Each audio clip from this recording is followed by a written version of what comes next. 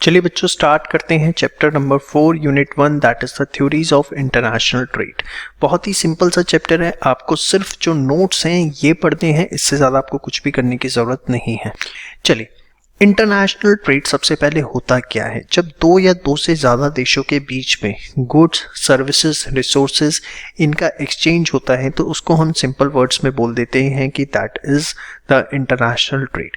देखिए, international trade के अंदर बहुत सारी कॉम्प्लेक्सिटीज़ होती हैं क्योंकि डिफरेंट टाइप ऑफ कस्टमर्स होते हैं, उनकी चॉइसेस अलग होती हैं, उनकी प्रेफरेंसेस अलग होती हैं, टैक्सेस का सिस्टम अलग होता है, कोटा लगे होते हैं। जैसे पहले हिंदुस्तान में होता था कि साल भर में मैक्सिमम इतने टीवी इंपोर्ट किए जा सकते हैं या इतने मोबाइल फ़ोन इंपोर्ट किए जा सकते थे, तो कोटा लगे होते हैं, बहुत सारी चीज़ें होती हैं उसके अंदर इन्वॉल्व। तो देखिए, exchange of goods and services and resources, it involves transaction in multiple currency, self explanatory है, आप अपने आप भी पढ़ेंगे आपको सब कुछ समझ में आएगा। Greater complexity as it involves heterogeneity of customers and currencies, differences in legal system, regulation, tariffs and quotas.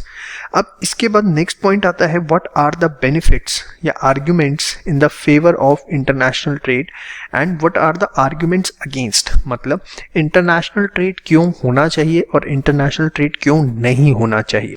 अब अगर मैं बात करूं उसके बेनिफिट्स की इंटरनेशनल ट्रेड की, तो बहुत सिंपल है। आप सोचो, अगर कोई हिंदुस्तान की कंपनी विदेशों में जाके अपना माल बेचती है तो ऑब्वियसली हिंदुस्तान में वो उन गुड्स का प्रोडक्शन ज़्यादा करेगी, मतलब मैन्युफैक्चरिंग कैपेबिलिटीज़ जो हैं उस कंपनी की, उस ऑर्गेनाइजेशन की बढ़ेंगी। मैन्युफैक्चरिंग कैपेबिलिटीज़ अगर बढ़ेंगी तो कहीं ना कहीं जो नंबर ऑफ लोगों को वो एम्प्लॉय कर रहे हैं वो ज़्यादा होंगे, मतलब that company organisation will provide the job opportunities देगी तो इकोनॉमिक ग्रोथ में कॉन्ट्रीब्यूशन देगी।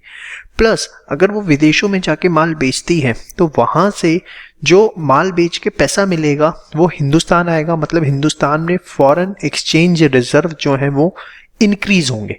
चार मोटे मोटे पॉइंट आपको वैसे ही सिंपल वे में समझ में आ जाने चाहिए, ये manufacturing capability, jobs, economic growth और उसके बाद अगर आप देखें तो फॉरेन एक्सचेंज। चार मोटे मोटे पॉइंट यहाँ पे क्लियर है।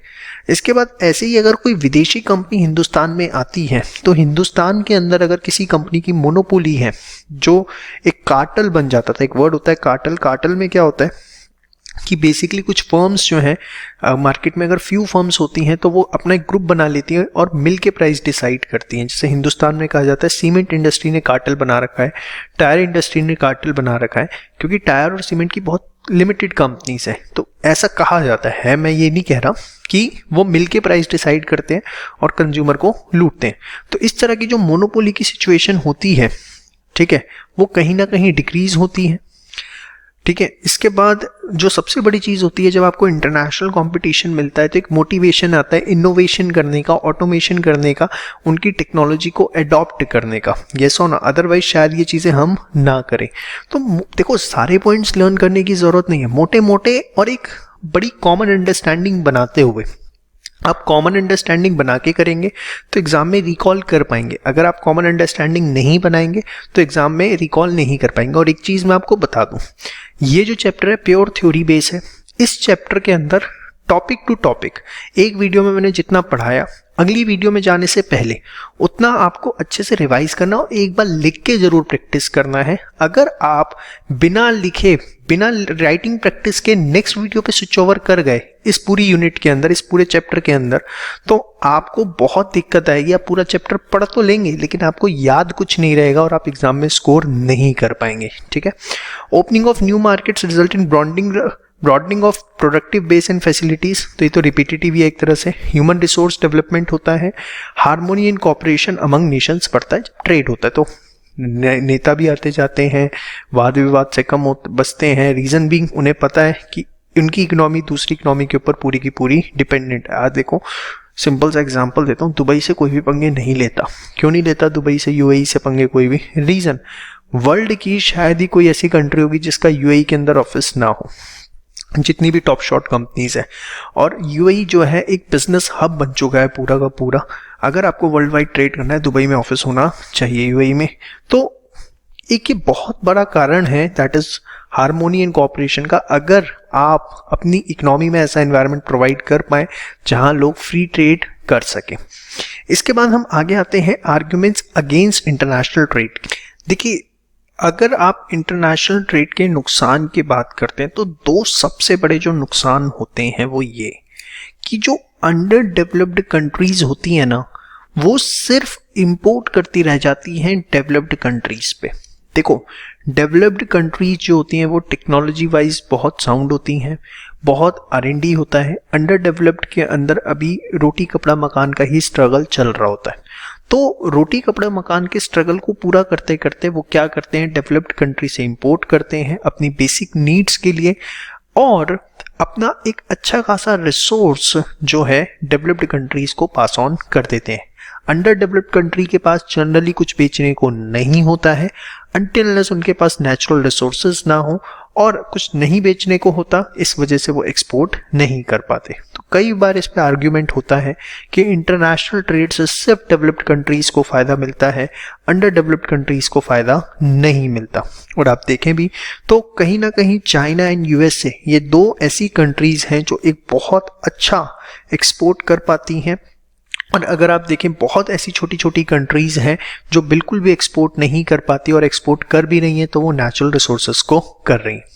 सेकंड सबसे बड़ा ड्रॉबैक वो ये होता है कि जैसा मैंने आपको बताया, जो अंडर डेवलप्ड कंट्रीज होती हैं वो उनके पास कुछ प्रोडक्ट तो होता नहीं है सच, तो वो क्या करते हैं, उन पे अगर नेचुरल रिसोर्सेज हैं तो उन नेचुरल रिसोर्सेज को वो एक्सपोर्ट करते हैं, और अपनी इकोनॉमी की basic requirements that is the roti kapda makaan, उसको पूरा करने के चक्कर में, एक बेसिक इंफ्रास्ट्रक्चर डेवलप करने के चक्कर में वो ओवर एक्सप्लॉइट करना शुरू कर देते हैं नेचुरल रिसोर्सेज को, जिससे सस्टेनेबल डेवलपमेंट नाम का जो वर्ड है वो पूरी तरीके से डिस्टर्ब हो जाता है।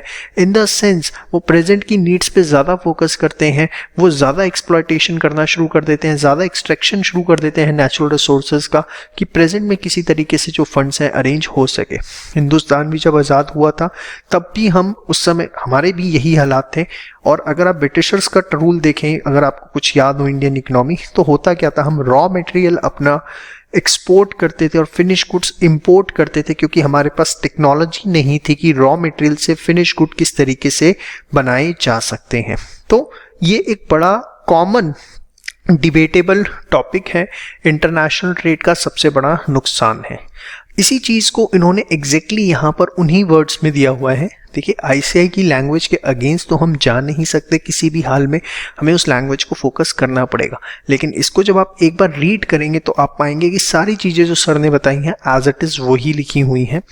Criticised for excessive stress on exports and profit driven exhaustion of natural resources due to unsustainable production and consumption. लिखना आपको यही पड़ेगा, कोई ऑप्शन नहीं है, लैंग्वेज आप चेंज नहीं कर सकते, और ये सबसे सिंप्लीफाइड है। लेकिन जो दो पॉइंट्स मैंने आपको बताए हैं कि अंडर डेवलप्ड कंट्री सबसे ज़्यादा इंपोर्ट करती हैं, क्यों? क्योंकि उन पे टेक्नोलॉजी ना होने के कारण कुछ नहीं होता बेचने के लिए। सेकंड, अगर उन पे नेचुरल रिसोर्सेज होते भी हैं तो to arrange the basic amenities for the people of the economy, they unnecessarily extract the natural resources just to ensure that the people of the economy have at least basic amenities of the life. तो ये दो points में ही ये सारी की सारी चीजें, shift towards a consumer culture and change in pattern of demand of foreign goods, ये भी एक बहुत बड़ा पॉइंट आप कह सकते हैं। जैसे इंडियन कल्चर भी है कि लोकल नहीं है, इम्पोर्टेड है, मतलब इंडिया में नहीं बना, हिंदुस्तान से बाहर बना है, पता नहीं क्या वो इम्पोर्टेड का एक टैग लग जाता है। और ये अंडर डेवलप्ड जो होती हैं, डेवलपिंग कंट्रीज होती हैं, वहाँ ये देखने को मिलता है कि लोगों को जो एक इम्पोर्टेड गुड्स होते हैं उनका क्रेज ज़्यादा होता है रादर देन डोमेस्टिक गुड्स का। They are ready to pay higher amount for the foreign goods just क्योंकि वो इम्पोर्टेड है। Risky dependence of underdeveloped countries on foreign nation, welfare of people may be ignored for the sake of profit। अब छोटा सा example देता हूँ, China Hindustan में dumping करता है। डंपिंग क्या होता है कि वो जानबूझ के ज़्यादा प्रोड्यूस करता है और अपनी कॉस्ट से कम में दूसरे देशों में बेचता है। कॉस्ट से कम बेचने में क्या होता है कि उस देश में एक बार जो वहाँ की लोकल कंपनियां, इंडस्ट्रियाँ होती हैं वो ख़त्म हो जाती हैं। अब चाइना ने बहुत सारे प्रोडक्ट्स में डंपिंग की, मतलब अपनी कॉस्ट से नीचे हिंदुस्तान में प्रोडक्ट को बेचा। यहाँ की लोकल जो ट्रेडर्स थे वो तबाह हो गए, लोकल मैन्युफैक्चरर तबाह हो गए, और धीरे धीरे करके चाइना ने फिर अपने गुड्स के प्राइसेस बढ़ाए और अब वो सारी रिकवरी करना शुरू कर रहा है। पहले चाइना के मोबाइल्स आते थे, कितने सस्ते आते थे, लेकिन क्या अब उतने सस्ते आते हैं? The answer is no. अब भी चाइना के मोबाइल आते हैं, लेकिन कंपैरेटिवली अगर प्राइसिंग देखें तो बहुत ज़्यादा हाई है। अगर पहले से आप कंपेयर करें, जो पहली चीज़ आती थी और अब आती थी, डंपिंग किया हिंदुस्तान में, किसी को पनपने ही नहीं देना, तो ये एक बहुत बड़ी चीज़ है। टू मच एक्सपोर्ट ओरिएंटेशन में distort actual investment, lack of transparency and predictability in respect of many aspects related to trade policies of trading partner. वो किस इंटेंशन से कर रहा है आप कभी भी इसका अंदाज़ा नहीं लगा सकते। वो तो आपको लॉन्ग रन में पता लगेगा कि उस किसी भी देश ने आपके साथ जो ट्रेड किया उससे आपको फायदा हुआ या नुकसान हुआ। तो ये एक बहुत ही अच्छा टॉपिक है, बेसिक नॉलेज के पॉइंट ऑफ व्यू से भी as well as examination point of view से भी। अब पहले आप इसको अच्छे से पढ़ लीजिए, फिर दिमाग में थोड़ा बैठा लीजिए और पहले लिख के प्रैक्टिस करेंगे, तभी आप नेक्स्ट टॉपिक पे मूव ऑन करेंगे। चलिए अब बात करते हैं थ्योरीज ऑफ इंटरनेशनल ट्रेड की। सबसे पहली थ्योरी आती है, सबसे छोटी, the mercantilist view of international trade. ये थ्योरी क्या कहती है कि देखिए, ये थ्योरी कहती है कि इंटरनेशनल ट्रेड के पीछे किसी भी इकोनॉमी का, किसी भी कंट्री का मकसद होता है अपनी फाइनेंशियल हेल्थ को स्ट्रॉन्ग करना, और वो भी financial health basically in terms of gold. और उसके लिए वो क्या करते हैं, ज़्यादा से ज़्यादा एक्सपोर्ट्स पे फोकस करते हैं और जितना ज़्यादा हो सके इंपोर्ट्स को डिस्करेज करते हैं। ध्यान से देखिए, according to mercantilist theory, a trade theory holds that nations should accumulate financial wealth, usually in the form of gold, by encouraging exports and discouraging imports. Theory is followed by many big and fast growing economies in Asia. Asia के अंदर सबसे ज़्यादा ये जो है follow हो रही है।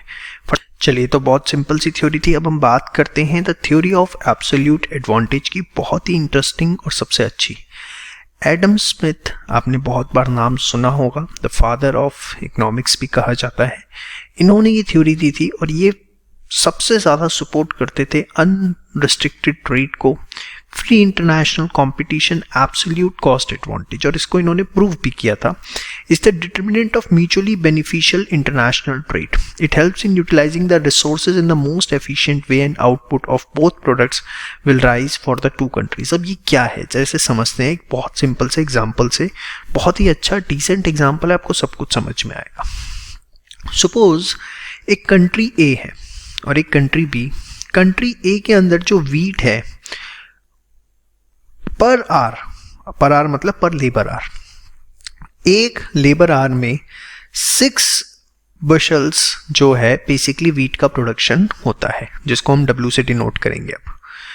और क्लोथ का पर आर में कितने यार्ड्स होता है, 4 यार्ड्स होता है, जिसको हम C से रिप्रेजेंट करेंगे। मतलब कंट्री ए की प्रोडक्शन कैपेसिटी बता रखी है कि 6 bushels per hour of wheat and एक आर में कितने yard cloth, 4। Same way country B में अगर देखें तो 1 आर में सिर्फ 1 बशल ऑफ वीट होता है, बट क्लोथ जो है वो 5 यार्ड होता है। मतलब कहीं ना कहीं अगर हम देखें तो कंट्री ए जो है वो वीट में माहिर है और कंट्री बी जो है वो क्लोथ में माहिर है। यस और नो? पक्का? देखिए, in the above table 1 hour of labour time produces 6 bushels and 1 bushels of wheat by country A and B respectively. पहला पॉइंट। दूसरा पॉइंट, 1 hour of labour time produces 4 yards of cloths in country A and 5 in country B. यहाँ तक आपको कोई दिक्कत नहीं होनी चाहिए। इसके बाद देखिए, country A is more efficient then country B and has an absolute advantage over country B in production of wheat. However, country B is more efficient than country A and has an absolute advantage over country A in production of cloth. यहाँ तक आपको 4 points absolutely clear हैं। अब Adam Smith की theory के हिसाब से जो कंट्री जिस चीज़ में एफिशिएंट है उसी में स्पेशलाइजेशन करे, वो उसी पे अपना सारा का सारा फोकस डाल दे। So as to gain profit, country A would specialize completely in production of wheat, क्योंकि वो wheat में स्पेशलिस्ट है, और country B जो है वो किसके ऊपर डाले अपना सारा का सारा फोकस, क्लोथ के ऊपर डाले। अब इस चीज को उन्होंने एक एग्जाम्पल से प्रूव करके भी दिया कि इससे क्या फायदा होगा, किस तरीके से होगा। एग्जाम्पल को बड़े ध्यान से सुनिएगा जो मैं आपको अब देने जा रहा हूँ। Country A suppose country B के साथ एक डील करती है। क्या डील करती है कि कंट्री बी को 6 bushels ऑफ वीट देगी। कंट्री ए जो है कंट्री बी को क्या देगी? 6 bushels ऑफ किसके? वीट के। ठीक है, कंट्री बी को देगी और उसके बदले में बी जो है ए को क्या देगा? 6 yards क्लोथ। ये सपोज कंट्री और ए और बी के बीच में डील हुई। अब यहां पर एक मन में डाउट आ सकता है, वो मैं पहले से क्लियर कर दूं आपको कि ध्यान से समझना। मैंने ये बोला कि कंट्री ए बी को 6 bushels ऑफ वीट देगी, तो आपने 6 तो यहां से पिक कर लिया। कंट्री बी उसके बदले में 6 yards ऑफ क्लोथ ही देगी, ये आपने कैसे एज्यूम किया? आप ये सोच सकते हैं, आपका राइट है। देखो बड़ी सिंपल सी चीज है, 1 घंटे में 6 bushel वीट बना रहा है और उसी 1 घंटे में 4 yard क्लोथ बना रहा है। तो कंट्री ए को तो तभी फायदा है जब उसे 4 से ज्यादा यार्ड क्लोथ मिले, तभी उसको फायदा है। अगर 4 या उससे कम मिल रहे हैं तो वो अपने लेवल पे ही ऑपरेट करना पसंद करेगा। कंट्री ए का फायदा कब है? जब उसे क्लोथ कंपैरेटिवली ज्यादा मिले, तो वो ये सोचेगा, अपॉर्चुनिटी कॉस्ट का हिसाब लगाएगा कि यार बेटर है मैं काम करता हूं कि अगर 1 घंटे में मुझे 4 यार्ड की क्लोथ की प्रोडक्शन इन हाउस हो रही है और वो मुझे कंपैरेटिवली ज्यादा मिल जाए बाहर से। भाई मैं 1 घंटा में अपना वीट कितना प्रोड्यूस कर पा रहा हूं? 6, जबकि क्लोथ कितना प्रोड्यूस कर पा रहा हूं? 4। अगर मुझे 6 ये दे के 6 वापस मिल जाए तो भी मेरे लिए तो फायदे की डील है ना। 4 से ज्यादा कुछ भी मिल जाए मेरे लिए फायदे की डील है। क्यों? क्योंकि मैं तो अपने लेवल पे 4 का ही प्रोडक्शन कर सकता हूं 1 घंटे के अंदर। तो 4 से ज्यादा आप कुछ भी ले लो, 5 ले लो, 6 ले लो, 7 ले लो, 8 ले लो, वो कंप्लीटली आप कुछ भी ले सकते हैं। 6 लेने से बस मेरी कैलकुलेशन थोड़ी सी आसान हो रही है, वो मैं आपको अच्छे से समझा पाऊंगा, इसलिए मैंने 6 ले लिया। आप 5 भी ले सकते हो, 7 भी ले सकते हो, 8 भी, 4 से ज्यादा कुछ भी आप ले सकते हो, it is up to you. तो देखिए, if country A exchanges 6 bushels of wheat for 6 yards of country B's cloth, then country A gains 2C। क्यों? क्योंकि वो तो अपने लेवल पे 4 ही प्रोड्यूस कर सकते थे 1 घंटे पे, लेकिन अब क्या करेंगे? पहले वो 1 घंटा लगा रहे थे वीट पे, 1 घंटा लगा रहे थे क्लोथ पे। अब वो क्या करेंगे? सारा का सारा जो 2 घंटे हैं वो किस पे लगाएंगे? वीट पे। वो वीट की प्रोडक्शन कितनी कर लेंगे? 12। भाई वो 1 घंटे में 6 कर पा रहे हैं ना, तो 2 घंटे में कितने कर लेंगे? 12। उसमें से 6 वो दे देंगे किसको? कंट्री बी को, और उसके बदले में उन्हें क्या मिल जाएगा? 6C। तो देखो आप कॉम्बिनेशन को समझो। जब कंट्री ए अपने लेवल पे ऑपरेट कर रही थी तो उसके पास क्या है? उसके पास है 6W 4C। उसने एक एक्सचेंज प्रोग्राम चलाया, उसने कहा कि मैं आपको 6 bushel ऑफ वीट देने के लिए तैयार हूं, प्रोवाइडेड आप मुझे 6 यार्ड ऑफ क्लोथ्स दे दो। हाँ या ना? तो उससे उसको फायदा क्या हुआ कि उसका ये जो कॉम्बिनेशन है वो अब हो गया 6W 6C। क्यों? क्योंकि अब वो क्या करेंगे? वो उस 1 घंटे से भी वीट बनाएंगे। कितना बनाएंगे? 6W, और वो देंगे कंट्री बी को, और उसके बदले में उससे 6C ले लेंगे। तो कंट्री ए का तो फुल ऑन फायदा है। कैसे? क्यों? क्योंकि उसको पहले मिल रहा था 6W 4C, अब उस पे हो गया 6W 6C, तो उसको 2 क्लोथ का एडवांटेज है। और 1 घंटे में अगर वो 4 प्रोड्यूस कर रहे थे तो 2 प्रोड्यूस करने के लिए कितना चाहिए? Half an hour. तो कहीं ना कहीं सेव्स हाफ एन आवर और 30 मिनट्स ऑफ लेबर टाइम बिना किसी दिक्कत और परेशानी के। यहां तक की वीडियो एक बार अगर दोबारा देखनी पड़ती है, 2 बार देखनी पड़ती है, तो देख लो, क्योंकि अगर आपकी कंसंट्रेशन 100% हुई होगी तभी आपको समझ में आया होगा। आपने हल्का सा इधर उधर दिमाग किया और ये पूरी की पूरी मैथमेटिक्स आपके दिमाग से इधर उधर हो जाएगी। सिंपल सी टेक्निक है, कंसाइज वे में रिवाइज करवा रहा हूं।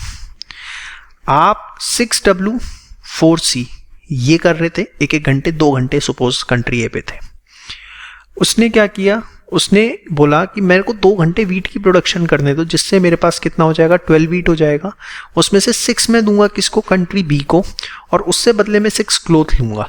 तो अब कंट्री ए पे क्या हो गया, 6 of wheat and 6 of cloth.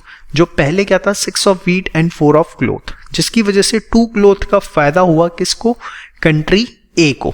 और उस 2 क्लोथ को प्रोड्यूस करने के लिए उसे अदरवाइज 30 मिनट्स जो है वो देने पड़ते, आया ना। तो यही बात यहां पर लिखी हुई है, बहुत सिंपल। सिमिलरली अब कंट्री बी के पॉइंट ऑफ व्यू से सोचो। अभी तो कंट्री ए को 30 मिनट का फायदा दिखा आपको, अब कंट्री बी के पॉइंट ऑफ व्यू से सोचो। कंट्री बी, एक बार मैं इसको सारा हटा देता हूं, अभी किस कॉम्बिनेशन पे है, 1W 5C, इस कॉम्बिनेशन पे है इन 2 hours। यस और नो, पक्का। अब बड़े ध्यान से समझना जो मैं आपको बात बताने की कोशिश कर रहा हूं। कंट्री ए से उसके पास 6W आएंगे, कितने आएंगे, 6W, 6 ऑफ वीट आएगा ना, आया ना कंट्री से कंट्री बी पे, ये बात तो क्लियर है, हमने देखी थी। कंट्री बी 1 घंटे में 1 बुशल वीट प्रोड्यूस करती है, लेकिन क्योंकि उसने एक एग्रीमेंट किया कंट्री ए के साथ, तो उसके पास 6 बुशल्स ऑफ वीट आ गया। यस और नो, वो 1 घंटे में 1 प्रोड्यूस कर पा रहे थे, उन पे 6 आ गया। मतलब अगर उनको अपने लेवल पे 6 प्रोड्यूस करने पड़ते तो उनको 6 घंटे लग जाते, है ना। उनको कितने लग जाते, 6 घंटे लग जाते। लेकिन अब वो 6 घंटे नहीं लगेंगे, कायदे से अब वो 6 घंटे लगाएंगे क्लोथ के ऊपर। तो उनको 5 into 6 30 yards ऑफ क्लोथ वो प्रोड्यूस कर पाएंगे, जिसमें से वो 6 तो दे देंगे किसको, कंट्री ए को, और बाकी 24 जो है वो उनके पास रहेंगे। तो कंट्री बी का भी देखो कितना फायदा है, कंट्री बी का और ज्यादा फायदा है। Similarly, the 6W that country B receives from country A is equivalent to or would require 6 hours of labor time to produce in country B.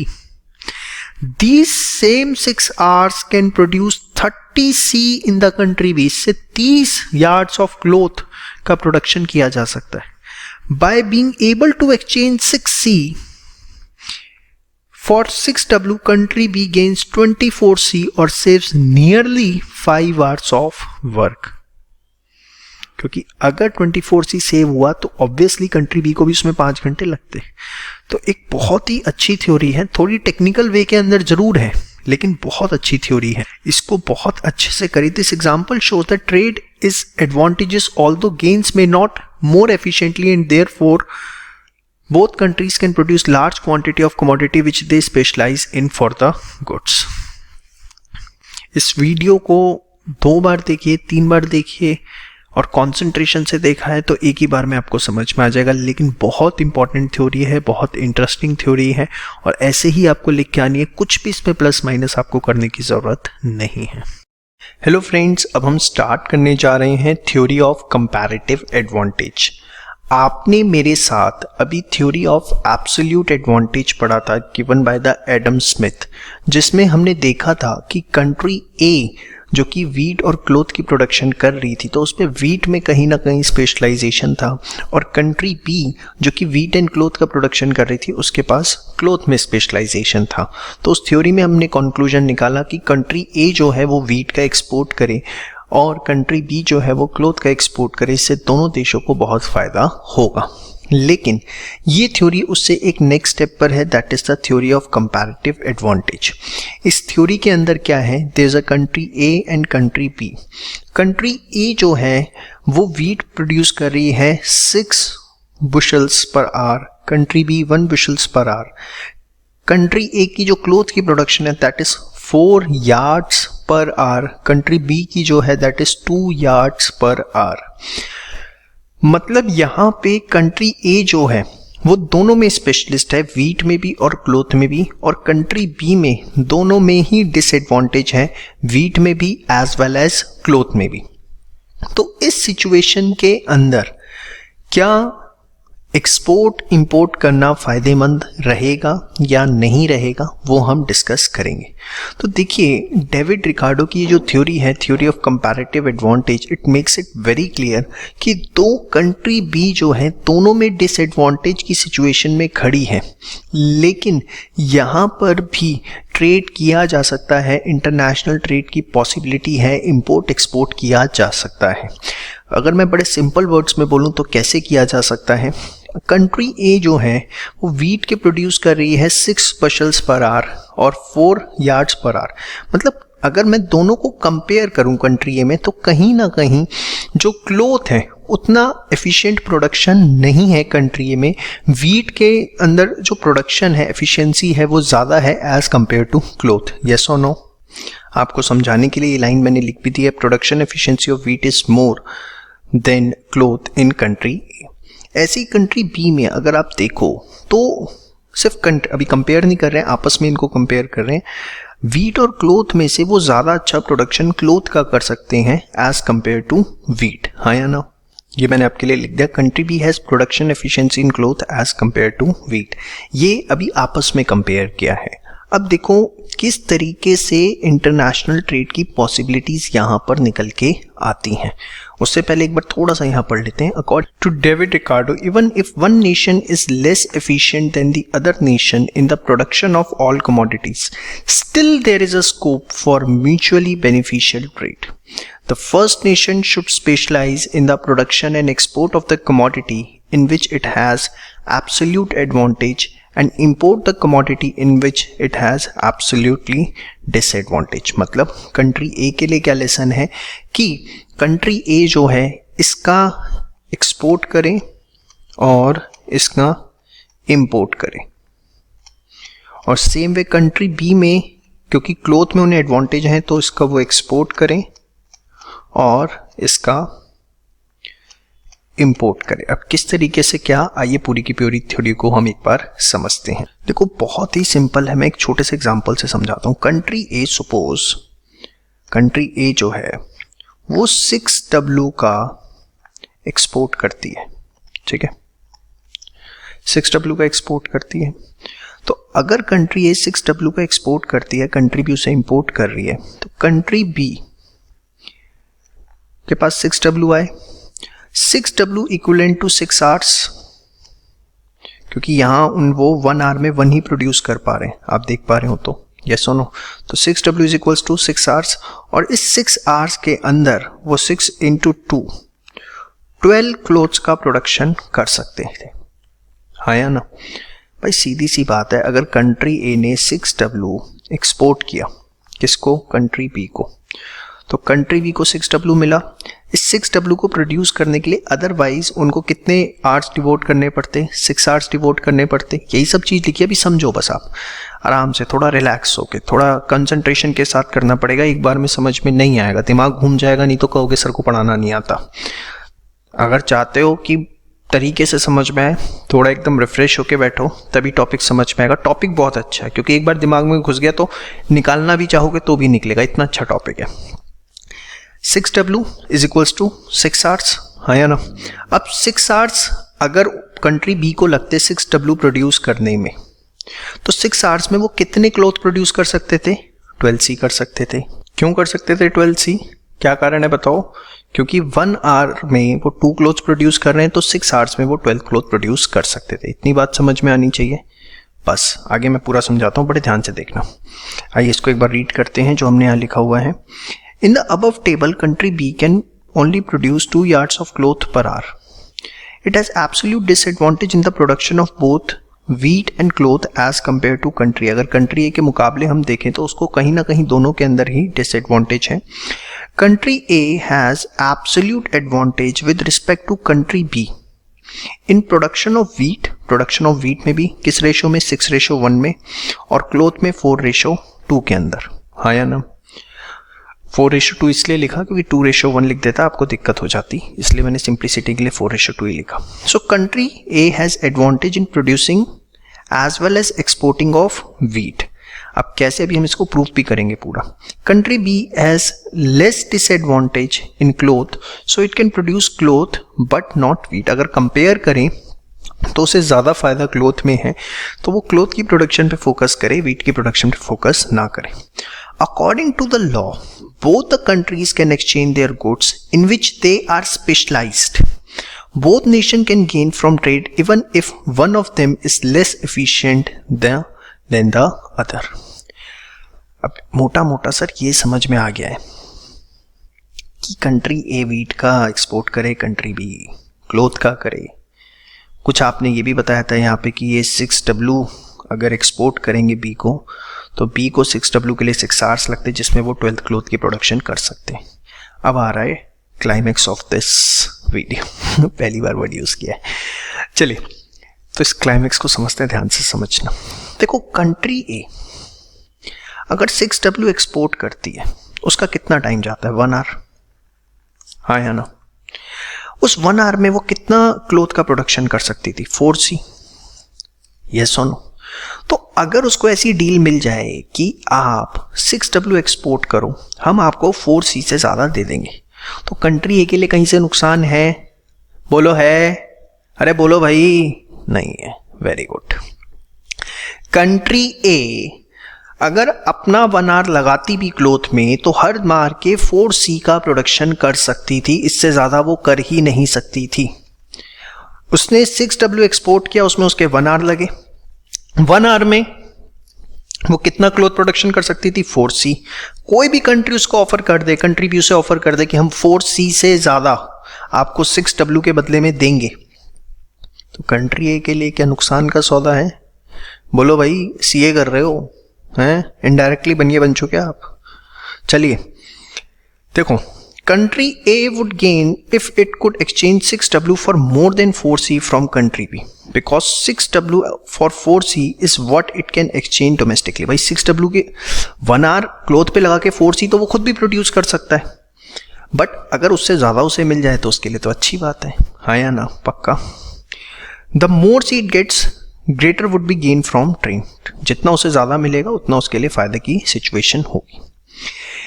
In country B, अब कंट्री बी में मैंने आपको बताया था अगर 6W कंट्री बी को मिलता है तो वहाँ पे वो 12 क्लोथ की प्रोडक्शन कर सकती है।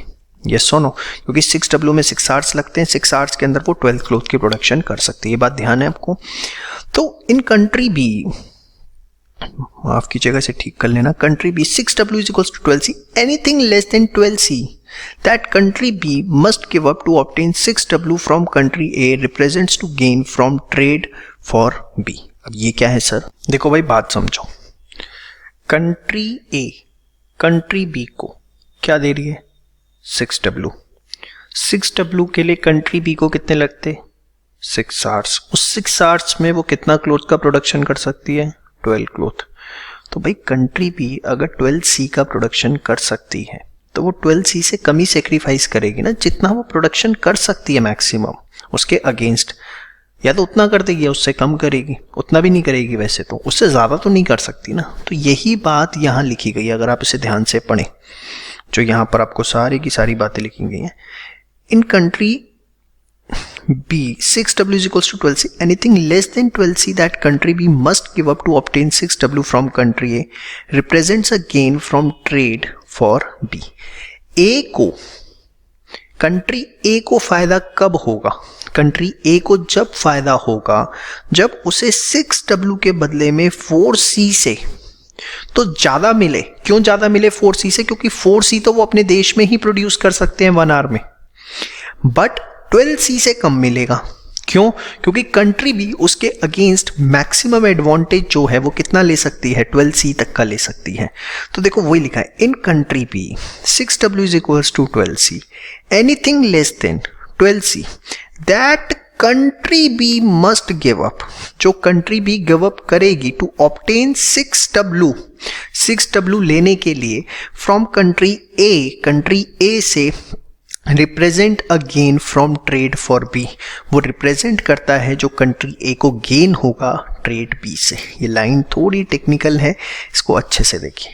तो कहीं ना कहीं जो range of mutually advantageous trade होगी वो ये होगी कि 6W के बदले में 4C से ज़्यादा मिलेगा और 12C से कम मिलेगा। देखो बहुत मेहनत करके इसे सिंप्लीफाई किया गया। इस लेक्चर को 2 बार देखो, 3 बार देखो, हो सकता है एक बार में ना समझ में, और सबसे बड़ी चीज कंसंट्रेशन के साथ देखो, और तब भी नहीं समझ में आता सुबह 4 से 8 के टाइम में देखो। अपनी तरफ से बहुत मेहनत करके मल्टीपल टाइम्स इस पे R&D करके इसको रिकॉर्ड किया गया, और बहुत इंपॉर्टेंट थ्योरी एग्जाम में आने के पूरे चांसेस हैं। The spread between 12C and 4C, that is 8C, represent the total gains from trade available. भाई 4C से ज़्यादा होगा, 12C से कम होगा, and it will be shared by both the countries as per agreement. और जो भी उनके बीच में आपस में एग्रीमेंट होता है 5C पे, 6C पे, 7C पे, वो दोनों के बीच में शेयर हो जाएगा। अच्छा, एक मजे की बात, वीट ये एक्सपोर्ट कर रहा है कंट्री, और कंट्री भी जो है वो क्लोथ एक्सपोर्ट कर रहा है। हाँ, अगर आप ये सोचो कि कंट्री एक क्लोथ एक्सपोर्ट करे और कंट्री भी वीट एक्सपोर्ट करे, तो फिर ये सिचुएशन नहीं हो सकती। यही बात यहाँ लिखी गई है। If the absolute disadvantage that one nation has with respect to another nation, there will be no trade. ये सिर्फ एडवांटेज के केस में हो सकता है, डिसएडवांटेज के केस में नहीं। 1936 Haberler resolve these issues by introducing concept of opportunity cost. देखिए, अपॉर्चुनिटी कॉस्ट जो है वो आप बहुत अच्छे से जानते हैं, it is a value of forgone. अब देखिए यहाँ पे मैं आपको एक एग्जांपल से समझा दूं बस। जैसे कंट्री ए है, अब वो 6 वीट प्रोड्यूस कर सकती है या 4 क्लोथ प्रोड्यूस कर सकती है। तो अगर 6 वीट या 4 क्लोथ, 1 आर के अगेंस्ट है, तो 1 वीट अगर उसको एडिशनल प्रोड्यूस करना है तो 6 इसके नीचे चला जाएगा, 4/6 हो जाएगा। भाई बचपन में ही आपने पढ़ा हुआ है, इतना 6 एप्पल की कीमत अगर 18 रुपये है तो 1 एप्पल की कीमत कैसे निकालते थे? ये 6 नीचे ले जाते थे ना, 3 रुपये। यूनिटरी मेथड सेम वे ही है यार। 6 वीट इक्वल टू 4 क्लोथ, तो 1 वीट के लिए कहीं ना कहीं क्लोथ के 4/6 या सिंपल वर्ड्स में 2/3 ऑफ क्लोथ रिसोर्सेज चाहते हैं। यस और नो? तो 1 वीट एडिशनल प्रोड्यूस करने की जो कॉस्ट है for country A, it is the 2/3 of cloth resources. Yes और no? But in country B 1 wheat is equals to 2 cloth. तो अगर वहां पे अपॉर्चुनिटी कॉस्ट देखी जाए 1 वीट को प्रोड्यूस करने की, that is 2 times of cloth. देखिए, country A must give up 2/3 of a unit of cloth to release enough resources to produce 1 additional unit of wheat. उन्हें 2/3 रिसोर्सेज क्लोथ के release करने पड़ेंगे 1 एडिशनल यूनिट अगर wheat की produce करनी है। Country B 2 times of unit of cloth. अब बताओ अपॉर्चुनिटी कॉस्ट कहाँ ज्यादा है? कंट्री बी पे है। यस और no? The opportunity cost of wheat is lower in country A than B. Country B में ज़्यादा है, country A में कम है। Country A would have a comparative advantage over country B in wheat. क्योंकि country A की opportunity cost कम है, इसलिए country A के पास advantage था wheat में। तो opportunity cost के concept से भी इसे 1936 ने हैबलर ने explain किया। ठीक है, वही सारी चीज़ें। So by such specialization in trade, both the nation will be able to consume more of both goods than that would have been possible without trade, जो हमने ऊपर पूरा देखा। तो इसे उससे भी हम समझ सकते हैं, लेकिन इस थ्योरी की अपनी कुछ लिमिटेशंस हैं और बहुत इंपॉर्टेंट 3 नंबर का क्वेश्चन इस पे आ सकता है। It emphasis on supply conditions. सिर्फ सप्लाई की बात होती है, डिमांड पैटर्न्स के ऊपर कोई बात नहीं है कि किस कंट्री में किस प्रोडक्ट की क्या डिमांड है। हिंदुस्तान में जितनी साड़ी की डिमांड है, यूरोप में उतनी साड़ी की डिमांड हो, ये बिल्कुल भी ज़रूरी नहीं है। The theory does not examine why countries have different cost, क्योंकि रिसोर्स अवेलेबिलिटी की वजह से हो सकता है कि हर कंट्री की अपनी प्रोडक्शन कॉस्ट डिफरेंट हो।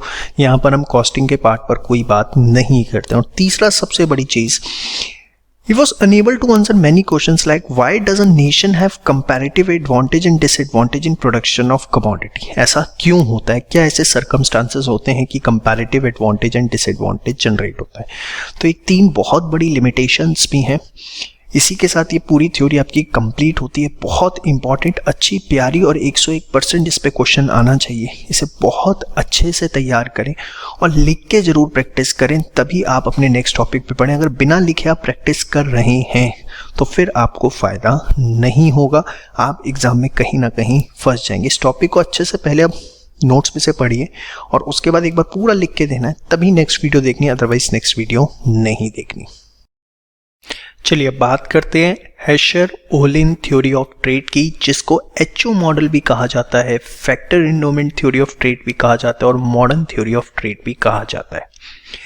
ये थ्योरी एज्यूम करती है कि अगर दो कंट्रीज के अंदर सेम प्रोडक्शन फंक्शन है, मतलब जो लागत आती है गुड्स को प्रोड्यूस करने की वो सेम आती है और वहां पर लोगों के प्रेफरेंसेस जो हैं वो भी एक जैसे हैं, तो उस केस के अंदर जो इंटरनेशनल ट्रेड है उसकी पॉसिबिलिटीज हैं।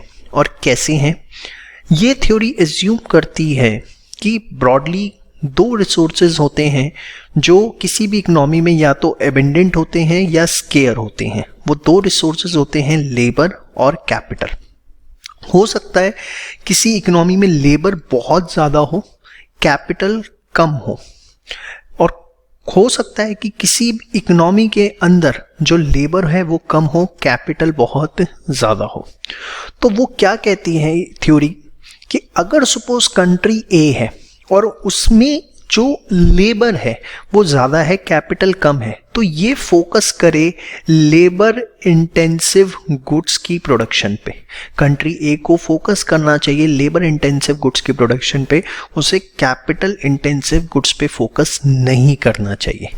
कंट्री बी जो है, अगर कंट्री बी में कैपिटल ज़्यादा है तो वो फोकस करे कैपिटल इंटेंसिव गुड्स की प्रोडक्शन पे, उसे लेबर इंटेंसिव गुड्स पे फोकस नहीं करना चाहिए। और इंटरनेशनल ट्रेड कैसे कि सपोज कंट्री ए में लेबर ज़्यादा है, वो लेबर इंटेंसिव गुड्स की प्रोडक्शन करे, कैपिटल इंटेंसिव गुड्स की ना करे, और कैपिटल इंटेंसिव गुड्स वो कंट्री बी से इंपोर्ट करे। सेम वे कंट्री बी जिसमें कैपिटल इंटेंसिव गुड्स की प्रोडक्शन बहुत अच्छी है, उसको वो एक्सपोर्ट करे और लेबर इंटेंसिव गुड्स को वो इंपोर्ट करे, किससे? कंट्री ए से।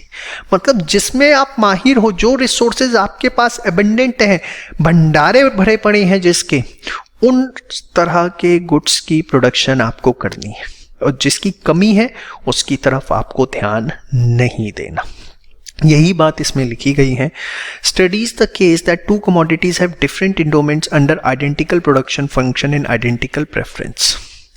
डिफरेंट इंडोमेंट्स हो सकती हैं, मतलब डिफरेंट फंडिंग ऑफ रिसोर्सेज हो सकती है। एज्यूम किया जा रहा है कि प्रोडक्शन फंक्शन सेम है, प्रेफरेंस सेम है। In the expansion of the modern theory only the two most factors उसने कंसीडर किए, labour and capital. Different regions have different factor endowments. कहीं पर हो सकता है लेबर ज़्यादा हो, कहीं पर कैपिटल की कमी हो, या vice versa. A region is not suitable for production of those goods for production it has relative scare और zero supply of essential factor। किसी भी रीजन को, कंट्री को उस चीज़ की प्रोडक्शन पे ध्यान नहीं देना चाहिए जहां पर उस पे रिसोर्सेज स्केयर हैं, उसे फोकस करना चाहिए जिसके रिसोर्सेज उस पे एबंडेंट है। Therefore difference in factor endowments is the main cause of international trade, और यही as well as inter-regional trade। देखिए इंटरनेशनल ट्रेड और इंटर रीजनल ट्रेड डिफरेंस बतवा देता हूँ मैं आपको थोड़ा सा। इंटरनेशनल ट्रेड जब कंट्रीज के बीच में होता है, inter regional that is suppose country है दिल्ली, इंडिया, नॉर्थ इंडिया और साउथ इंडिया के बीच में जो ट्रेड हो रहा है that is inter regional trade. तो हो सकता है नॉर्थ इंडिया के अंदर जो रिसोर्सेज हैं कुछ ज़्यादा हो, साउथ इंडिया में कोई स्केयर हो, साउथ इंडिया में कुछ एबंडेंट हो, नॉर्थ इंडिया में वो स्केयर हो। तो ये सारी चीज़ें जो हैं वो रिसोर्सेज पे डिपेंडेंट करती हैं। ये इंटरनेशनल ट्रेड पे ही नहीं अप्लाई होती, it's also apply on inter regional trade, कि एक कंट्री के अंदर जो डिफरेंट रीजन्स हैं उनके बीच में भी जो ट्रेड है उसकी पॉसिबिलिटी इसी की वजह से अराइज होती है। तो ये थ्योरी का जो स्कोप है वो बहुत ज़्यादा है। जैसे दूसरी थ्योरीज जो थी वो इंटरनेशनल ट्रेड को लेके थी, लेकिन this theory covers both international trade as well as inter regional trade. The theory states that country export dependent on its resources endowment, that is whether the country is labor abundant or capital abundant, जो वो ज़्यादा होगा उसका production करेगी। And this line is something very important for you. Does the labor abundant country have comparative cost advantage in the production of goods that require labor intensive technology, and capital abundant countries have comparative cost advantage in the production of goods that need capital intensive technology। ठीक है। उसके बाद हेशर-ओहलिन की जो theory थी, इसको हमने आगे दो थ्योरम्स में जो है डिवाइड किया गया है, हेशर-ओहलिन थ्योरम और फैक्टर प्राइस इक्वलाइजेशन थ्योरम। अब हेशर-ओहलिन थ्योरम क्या कहती है कि कोई भी कंट्री जो है स्पेशलाइजेशन उस गुड्स की प्रोडक्शन में लेगी जिसके लिए उसके पास रिसोर्सेज एबेंडेंट हैं। जो रिसोर्सेज स्केयर हैं उसको वो प्रोडक्शन पे ध्यान नहीं करेगी, रादर देन उन गुड्स को वो इंपोर्ट करेगी। तो यही बात जब से हम पढ़ भी रहे हैं। A country tends to specialise in the export of a commodity whose production requires intensive use of its abundant resources and import of a commodity whose production requires scarce resources. ठीक है। फैक्टर प्राइस इक्वलाइजेशन थ्योरम क्या कहती है कि basically अगर दो countries आपस में इस तरीके से ट्रेड करती हैं तो वहाँ के जो फैक्टर प्राइसेस हैं उनके बीच में एक मोबिलिटी एज्यूम की जाती है और कि वो परफेक्टली मूवेबल है, और जिसकी वजह से जो फैक्टर प्राइसेस हैं दोनों कंट्रीज में सेम होंगे। मतलब देखिए, लेबर को क्या दिया जाता है? वेजेस। कैपिटल पे क्या मिलता है? Interest.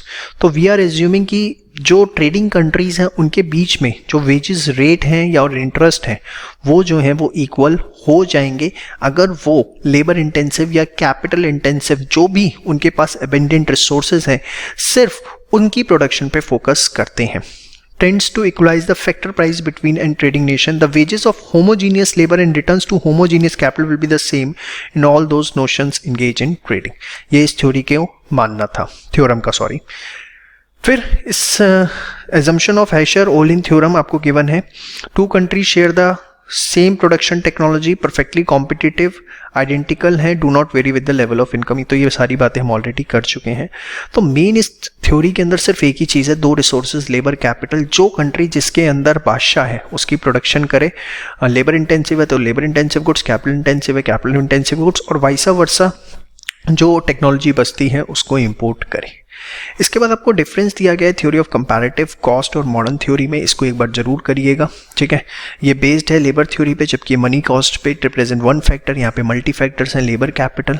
Never took into account the factor price difference. ठीक है। Consider factor price difference as the main cause of commodity price difference. इसीलिए उसमें हमने ये माना कि जो इन फ्यूचर वो जो दोनों है सेम हो जाएंगे, तभी वो थ्योरी ऑपरेट करेगी जब आपका बेसिकली जो फैक्टर प्राइसेस हैं वो सेम हो जाएंगे। उसने इस चीज़ को कंसिडर किया, जबकि इसमें कोई बात भी नहीं होती। International trade is quite distinct from domestic trade. International trade is only a special case of inter regional trade. यहाँ पर हमने देखा कि सिर्फ इंटरनेशनल ट्रेड की पॉसिबिलिटी नहीं है, इंटर रीजनल ट्रेड भी। अगर एक कंट्री में डिफरेंट रीजन्स में डिफरेंट रिसोर्सेज अवेलेबल हैं तो जिस रीजन में जो रिसोर्स अवेलेबल है उसके ऊपर फोकस किया जाए और वही चीज़ इंटरनेशनल ट्रेड में की जाए। It does not provide the cause of differences in comparative advantage. It explains the difference in comparative advantage in terms of difference in factor in domains. यहाँ एक्सप्लेन नहीं किया गया था इस थ्योरी में, अगर आपने देखा है एब्सोल्यूट एडवांटेज, कंपैरेटिव एडवांटेज में, कि क्यों कंट्री ये एफिशिएंट है, क्यों कंट्री भी एफिशिएंट है। यहाँ बताया गया कि हो सकता है कि किसी कंट्री पे कोई पर्टिकुलर रिसोर्स ज़्यादा हो जिसकी वजह से उसको फायदा मिल रहा हो। नॉर्मेटिव है, मतलब ये शुड बी पे फोकस करते कि होना चाहिए। ये पॉजिटिव है, पॉजिटिव मतलब जो है भाई, किसी भी कंट्री में जो भी रिसोर्सेज अबेंडेंट हैं वो तो होंगे ही ना, तो मतलब ये शुड बी पे नहीं फोकस करती, ये पॉजिटिव पे, that is concentrate on the basis of trade, tries to demonstrate the gains from international trade की क्या हो सकता है। तो बहुत ही अच्छा क्वेश्चन यहाँ से आपका 4 नंबर तक का जो है मेरे हिसाब से एग्जाम में आपसे पूछा जा सकता है। इसको अच्छे से प्रिपेयर करिएगा। ये 6 पॉइंट्स भी कर लेते हैं, that would be more than sufficient. इसको लिख के जरूर प्रैक्टिस करना, मैं बार बार बता रहा हूँ, नहीं तो आपको कोई फायदा नहीं होगा। टॉपिक कंप्लीट होते के साथ ही उसको अच्छे से लर्न करिए और उसके बाद उसे लिख के प्रैक्टिस करिए। वंस आपने उसे याद करके इमीडिएटली लिख लिया फिर आपको दिक्कत नहीं आएगी, अदरवाइज आप बार बार से वीडियो देखते रह जाएंगे, आपको याद कुछ भी नहीं रहेगा। चलिए बात करते हैं एनटीटी की, that is the new trade theory, जो कि 1970 में डेवलप की गई, जो कि हमें बताती है कि डेवलप्ड कंट्रीज या बिग कंट्रीज जो हैं, जो कि same goods and services produce कर रही हैं, फिर उसका इंपोर्ट एक्सपोर्ट क्यों करती हैं। और वर्ल्ड का 50% जो इंटरनेशनल ट्रेड है वो इसी तरीके का है कि कंट्रीज जो हैं उस चीज़ की प्रोडक्शन कर भी रही हैं, उसके बावजूद वो उसको इंपोर्ट कर रही हैं। लाइक इंडिया के अंदर अगर आप देखें तो मारुति कार प्रोड्यूस भी कर रही है, लेकिन उसके अलावा बहुत सारी कंपनीज की कार इंपोर्ट भी होती हैं। Same way with the cell phones हम प्रोड्यूस भी कर रहे हैं एज वेल एज इंपोर्ट भी कर रहे हैं। तो ऐसा क्यों होता है, इसके पीछे क्या कारण है? तो इसके पीछे बड़ा सिंपल से अगर मैं रीजंस आपको बताऊं, होता क्या है कि देखो, जब कोई भी कंट्री के अंदर कोई भी ऑर्गेनाइजेशन है, वो एक पर्टिकुलर कमोडिटी की प्रोडक्शन पे फोकस करती है, तो उसको कहीं ना कहीं कॉस्ट एडवांटेज मिलते हैं, इकोनॉमीज मिलते हैं, जिसकी वजह से उसकी कॉस्टिंग कम आती है, तो वो दूसरे देश में जाके बेच पाती है, पहला का। दूसरा क्या होता है, जो कस्टमर है ना वो प्राइस कॉन्शियस नहीं है, कस्टमर जो है क्वालिटी कॉन्शियस है, वो चाहता है कि उसे क्वालिटी मिले, वो ब्रांडिंग पे फोकस करता है, वो यूटिलिटी पे फोकस करता है कि उसे प्रोडक्ट से कितनी यूटिलिटी मिल रही है।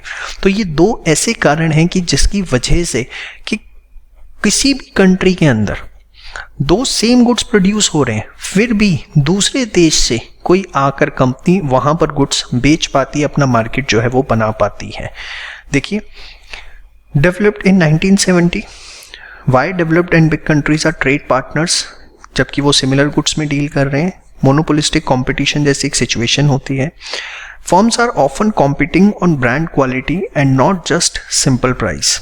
Example, it can explain why countries can both export and import designer clothes. अब डिज़ाइनर क्लोथ्स के केस में जनरली ऐसा होता है, आप जितनी अच्छी क्वालिटी देंगे उतने ज़्यादा आपको एक्सपोर्ट ऑर्डर्स मिलते हैं। दो मेन कारण, economies of scale and network effect. Economies of scale costing, network effect that is the band wagon effect, कि कस्टमर जो है चॉइसेस चाहता है, यूटिलिटी चाहता है, इस वजह से ऐसा हो पाता है। जैसे व्हाट्सएप हो गया, माइक्रोसॉफ्ट, अब देखो इतने ऐप्स हैं, ठीक है, ऑलमोस्ट हर कंट्री ने अपना एक मैसेंजर ऐप बना रखा है, लेकिन व्हाट्सएप ही क्यों सबसे ज़्यादा चल रहा है, माइक्रोसॉफ्ट विंडोज़ ही सबसे ज़्यादा क्यों चल रही है, जबकि उबुंटू आती है and there are various Windows options available just because of quality. ठीक है, तो ये था न्यू ट्रेड थ्योरी। इसी के साथ ये वाला जो यूनिट है आपका चैप्टर है पूरा का पूरा कंप्लीट होता है।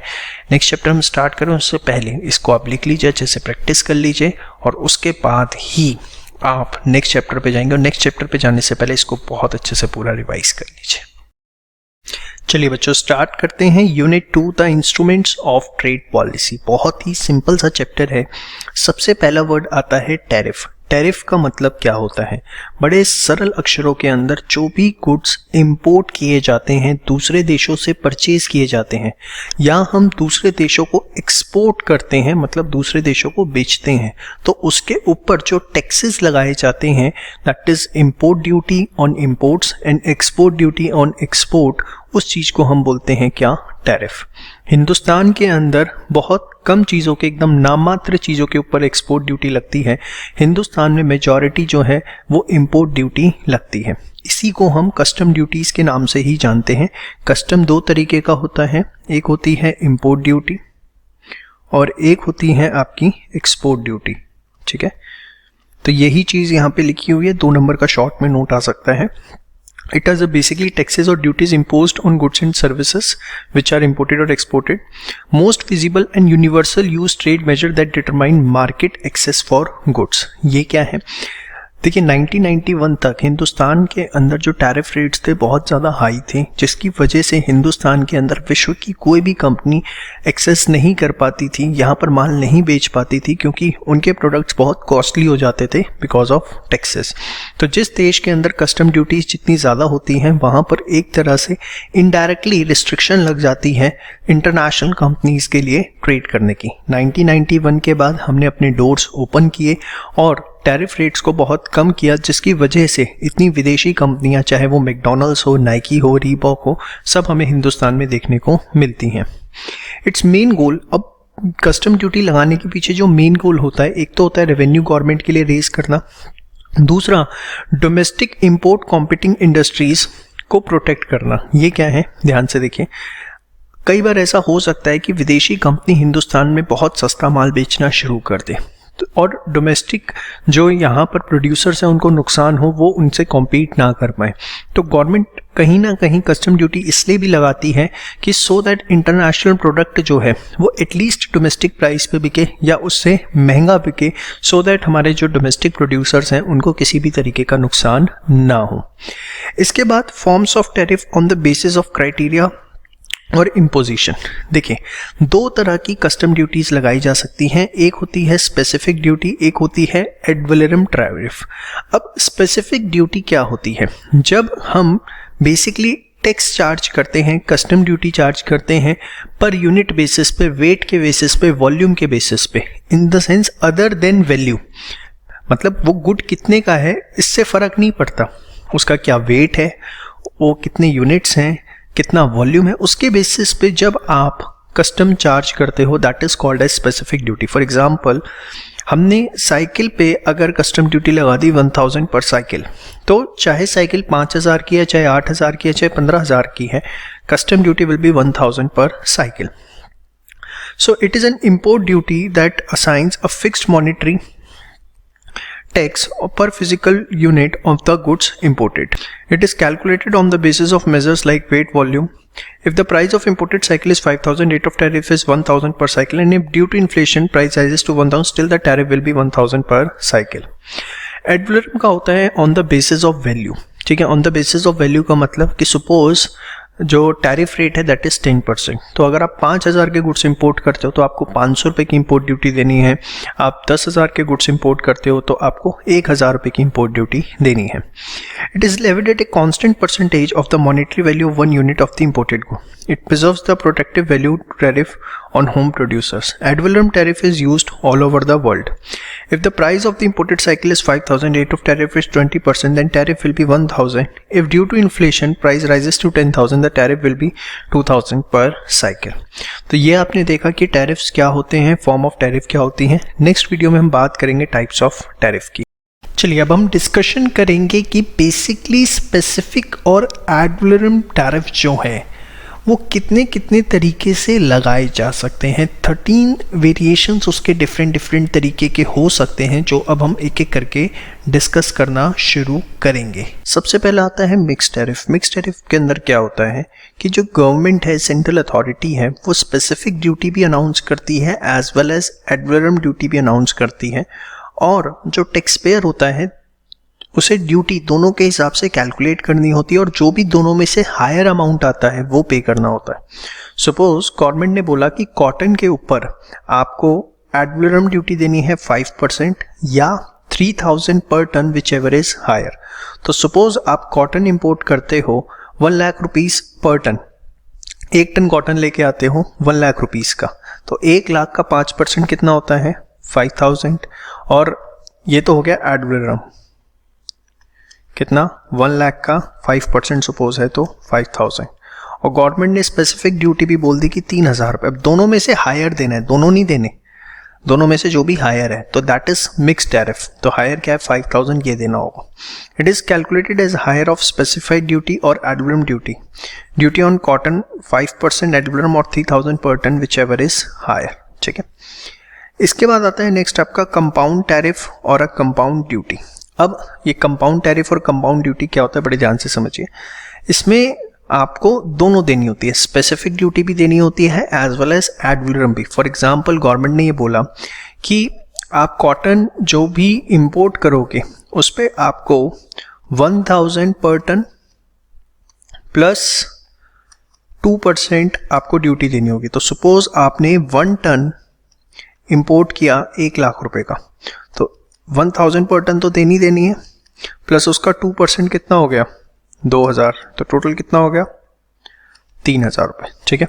तो देखिए जरा, combination of ad valorem and specific tariff calculated on the basis of both the value of imported goods and unit of measurement, दोनों को मिला के it is generally calculated by adding up specific duty to an ad valorem duty. Duty on cheese at 5%, ad valorem plus 100 per KG, तो दोनों का combination लगता है। फिर आता है टेक्निकल टैरिफ। टेक्निकल टैरिफ में क्या होता है, जब गुड्स की टेक्निकल डिस्क्रिप्शन के हिसाब से टैरिफ लगाया जाता है। जैसे यहाँ एग्जांपल दिया हुआ है कि सोलर पैनल पे कैसे लगा 3000 ऑन सोलर पैनल प्लस ₹50 पर केजी ऑन द बैटरी। तो आपने एक ही गुड की जो डिफरेंट पार्ट्स हैं उसके टेक्निकल स्पेसिफिकेशन के हिसाब से अगर इंपोर्ट ड्यूटी लगाई है या कस्टम ड्यूटीज लगाई हैं तो that is technical tariff, calculated on the basis of specific components of the imported goods. इसके बाद आता है टैरिफ रेट कोड्स, जिसको हम TRQs के नाम से भी जानते हैं। ये आपने जनरली सुना भी होगा। इसके अंदर क्या होता है, गवर्नमेंट एक कोटा सेट कर देती है कि इस गुड का इस साल मैक्सिमम कितना इंपोर्ट हो सकता है। उस लेवल तक तो इंपोर्ट ड्यूटी कम होती है, लेकिन उससे बियॉन्ड जाकर अगर इंपोर्ट किया जाता है, सपोज गवर्नमेंट ने 1 लाख टन डिसाइड किया कि मैक्सिमम इस साल कोई भी कमोडिटी, कोई भी स्पेसिफिक एक कमोडिटी है वो 1 लाख टन जो है इंपोर्ट हो सकती है। सपोज वीट के लिए किया, इस पे तो गवर्नमेंट ने सपोज इंपोर्ट ड्यूटी लगाई कि 1 लाख टन तक होगा तो 5% लेंगे, लेकिन इससे बियॉन्ड अगर होगा तो government will charge 70% import duty. तो गवर्नमेंट, ये होता है टैरिफ रेट कोड्स। गवर्नमेंट क्या करती है, जो रिक्वायरमेंट है इकोनॉमी की उसके उस लेवल तक तो कंट्रोल रेट रखती है, लेकिन उसके बियॉन्ड अननेसेसरी अगर हम इंपोर्ट कर रहे हैं तो गवर्नमेंट जो है बहुत ज़्यादा टैरिफ रेट चार्ज करती है। Combination of two policy instrument, quotas and tariff. Imports above the threshold में face a prohibitive out of quota tariff rate, उसको बोला जाता है। ये इंपॉर्टेंट है, इसके ऊपर एग्जाम में क्वेश्चन आने के चांसेस पूरे हैं। इसके बाद आता है most favoured nation tariff, MFN। ये भी अगर आपने सुना होता क्या है कि WTO वर्ल्ड ट्रेड ऑर्गेनाइजेशन के जितने भी मेंबर्स हैं वो आपस में एग्री करते हैं कि वो एक दूसरे से इससे एक स्पेसिफिक परसेंट से ज़्यादा टैरिफ चार्ज नहीं करेंगे। उनके बीच में एक एग्रीमेंट होता है कि जितने भी WTO के मेंबर्स हैं वो एक दूसरे से इससे ज़्यादा टैरिफ चार्ज नहीं करेंगे। That is the highest limit that will be charge from the members of WTO। लेकिन हाँ, अगर कोई कंट्री WTO की मेंबर नहीं है, वर्ल्ड ट्रेड ऑर्गेनाइजेशन की मेंबर नहीं है, और WTO के बारे में आगे हम डिटेल में भी पढ़ेंगे, तो उसके ऊपर ये चीज़ अप्लाई नहीं होती है। सपोज कंट्री X है, कंट्री X जो है वो WTO का पार्ट, वर्ल्ड ट्रेड ऑर्गेनाइजेशन का पार्ट नहीं है, तो कंट्री X से जो मर्जी रेट चार्ज किया जा सकता है। लेकिन कंट्री A अगर WTO का पार्ट है और इंडिया भी WTO का पार्ट है, तो इंडिया कंट्री A से उस एग्रीमेंट में जो रेट्स लिखे हुए हैं उससे ज़्यादा रेट चार्ज नहीं कर सकता। समझ में आया? MFN tariffs are what country promises to impose on imports from other members of the WTO unless the country is part of preferential trade agreement। ये क्या होता है? WTO में एक preferential trade agreement भी साइन होते हैं, such as free trade area और custom unit। मतलब जैसे मैं आपको बताता हूँ, यूरोपियन यूनियन के अंदर जितनी भी कंट्रीज आती हैं तो वहाँ पर एक कंट्री अगर दूसरे कंट्री में इंपोर्ट एक्सपोर्ट करती है तो कोई टैक्स नहीं लगता। ठीक है, अब ऐसे ही WTO में भी हो सकता है कि WTO की आपस की मेंबर कंट्रीज, सपोज इंडिया ने नेपाल को फेवर किया और बोला कि आपके यहाँ से कुछ भी इंपोर्ट होगा तो हम कोई भी टैक्स चार्ज नहीं करेंगे, तो that is preferential trade agreement. तो प्रेफरेंशियल ट्रेड एग्रीमेंट भी WTO का पार्ट है, बट वो हर कंट्री के साथ एंटर नहीं किया जाता। वो आप किसी स्पेसिफिक कंट्री से जब अच्छे ट्रेड रिलेशंस होते हैं, आपको लगता है कि वो आपकी इकोनॉमी के लिए खतरनाक नहीं है, तब वो आप एंटर करते हो। तो वही लिखा हुआ है, unless the countries are part of preferential trade agreement such as free trade area और custom union. Some countries impose higher tariff on countries that are not the part of WTO। और कुछ कंट्रीज हैं जो WTO का part नहीं है, उनके ऊपर ज़्यादा टैरिफ भी चार्ज करते हैं। ये डिस्क्रिशन है, ऐसा नहीं है कि करना ही है। मतलब सपोज कंट्री X है, वो WTO का पार्ट नहीं है, तो इंडिया के ऊपर है कि वो WTO एग्रीमेंट के ही रेट टैरिफ के उनसे लेना चाहती है, उससे ज़्यादा लेना चाहती है। समझ में आई बात? तो एक बार ये पहले 5 करिए, उसके बाद बाकी जो टैरिफ्स हैं वो नेक्स्ट वीडियो के अंदर कवर अप करते हैं। चलिए अब आगे बात करते हैं अप्लाइड टैरिफ। अप्लाइड टैरिफ क्या होता है? आपने देखा मोस्ट फेवर्ड नेशन टैरिफ में क्या होता है कि WTO मेंबर्स एग्री करते हैं कि वो इससे ज़्यादा टैरिफ चार्ज नहीं करेंगे, promise to impose on imports, but actually वो जो चार्ज करते हैं that is called as applied tariff. For example, product A है कोई, उस पर WTO मेंबर्स ने एग्री किया कि 20% से ज़्यादा टैरिफ चार्ज नहीं किया जाएगा, तो ये एक तो बाउंड्री सेट कर दी। ये थोड़ी ना कि 20% ही चार्ज किया जाएगा, that is the upper limit. हो सकता है कोई कंट्री किसी कंट्री से 10% चार्ज करे, कोई कंट्री किसी कंट्री से 15% चार्ज करे। एक्चुअली क्या चार्ज करेगी that can be completely different, but yes there is a upper limit कि 20% से ज़्यादा चार्ज नहीं किया जाएगा। तो वही है, it is actually charge on imports on a most favoured nation basis. If applied rates are beyond bound tariff, other WTO members can take the country to dispute settlement. अब ये लाइन समझने के लिए सबसे पहले आपको बाउंड टैरिफ को समझना होगा। बाउंड टैरिफ क्या होता है? बेसिकली जब एक कंट्री दूसरी कंट्री के साथ एक एग्रीमेंट करती है कि उसके एक स्पेसिफिक प्रोडक्ट पर एक स्पेसिफिक रेट से ज़्यादा ड्यूटी चार्ज नहीं की जाएगी, तो that is called as bound tariff. मतलब सपोज इंडिया और USA के बीच में एक एग्रीमेंट साइन हुआ कि इंडिया जो है USA से जो भी गुड्स इंपोर्ट होंगे मोबाइल फ़ोन के स्मार्टफोन की फॉर्म में, उस पर वो 15% से ज़्यादा ड्यूटी चार्ज नहीं करेगी। इंडिया ने ये फेवर किया यूएसए को कि आपके यहाँ से जितने भी मैन्युफैक्चर्ड मोबाइल हमारे यहाँ आएंगे उस पर हम 15% से ज़्यादा ड्यूटी चार्ज नहीं करेंगे। This is bound tariff. हो सकता है कि मोस्ट फेवर्ड नेशंस के लिए वो लिमिट 30% हो, मतलब इंडिया ने जो अपनी जुबान दे रखी हो दूसरे WTO मेंबर्स को वो 30% को, और यूएसए को एक और स्पेशल कंसेशन दे दिया कि आपके देश से आएगा तो 15% से ज़्यादा चार्ज नहीं किया जाएगा। तो that is bound tariff. A tariff which a WTO binds himself with a legal commitment not to raise it above a certain level. The bound rates are specific to individual product and represent the maximum level of import duty that can be levied on a product imported by that member. आप तीनों चीज़ों को समझिए, बहुत important है। Most favoured nation tariff, applied and bound tariff. Most favoured एक general statement है। General कैसे कि हमने WTO मेंबर्स को बोल दिया ये प्रोडक्ट, आपस में वो एग्री करते हैं कि हम इससे ज़्यादा टैरिफ प्रोडक्ट के ऊपर चार्ज नहीं करेंगे। जो चार्ज एक्चुअली में करेंगे दैट विल बी अप्लाइड। और MFN से भी एक बेटर हो सकता है, that is the bound tariff, जिसमें दो कंट्रीज आपस में एग्रीमेंट करती हैं कि किसी स्पेसिफिक प्रोडक्ट के इंपोर्ट पे वो एक दूसरे से इससे ज़्यादा इंपोर्ट ड्यूटी चार्ज नहीं करेंगे। और जनरली बाउंड टैरिफ जो है वो MFN जो है उससे कम ही होते हैं। तो अब देखिए, if applied rates are beyond the bound tariff, suppose India USA के अंदर एग्रीमेंट हुआ मोबाइल पे 15% से ऊपर टैरिफ चार्ज नहीं करेंगे, एंड अदर WTO मेंबर वो जो है उससे ज़्यादा 15% का एग्रीमेंट हुआ लेकिन इंडिया उससे ज़्यादा चार्ज करना शुरू कर दे, तो यूएसए जो है उसको डिस्प्यूट सेटलमेंट के लिए लेके जा सकता है। WTO का डिस्प्यूट सेटलमेंट है, वहाँ पर उस डिस्प्यूट को फिर सेटल किया जाता है। बहुत इंपॉर्टेंट है ये 5th, 6th और 7th, इसे बहुत बहुत बहुत ध्यान से देखिएगा। प्रेफरेंशियल टैरिफ जिसके बारे में मैंने आपको बताया कि पूरा आप प्रेफरेंस दे देते हो, एक फ्री जोन बना देते हो, जीरो टैरिफ चार्ज किया जाता है। जैसे यूरोपियन यूनियन के अंदर जितने भी नेशंस आते हैं वो एक दूसरे से एक्सपोर्ट इंपोर्ट करते हैं, तो किसी भी प्रकार का कोई टैक्स चार्ज नहीं किया जाता। Virtually all countries in the world join at least one preferential trade agreement. कोई ना कोई कंट्री किसी न किसी के साथ ये साइन करती है, under which they promise to give another country product lower tariffs than the MFN rate. जैसे preferential duties in EU region under which a good coming into EU country to another is charge at 0।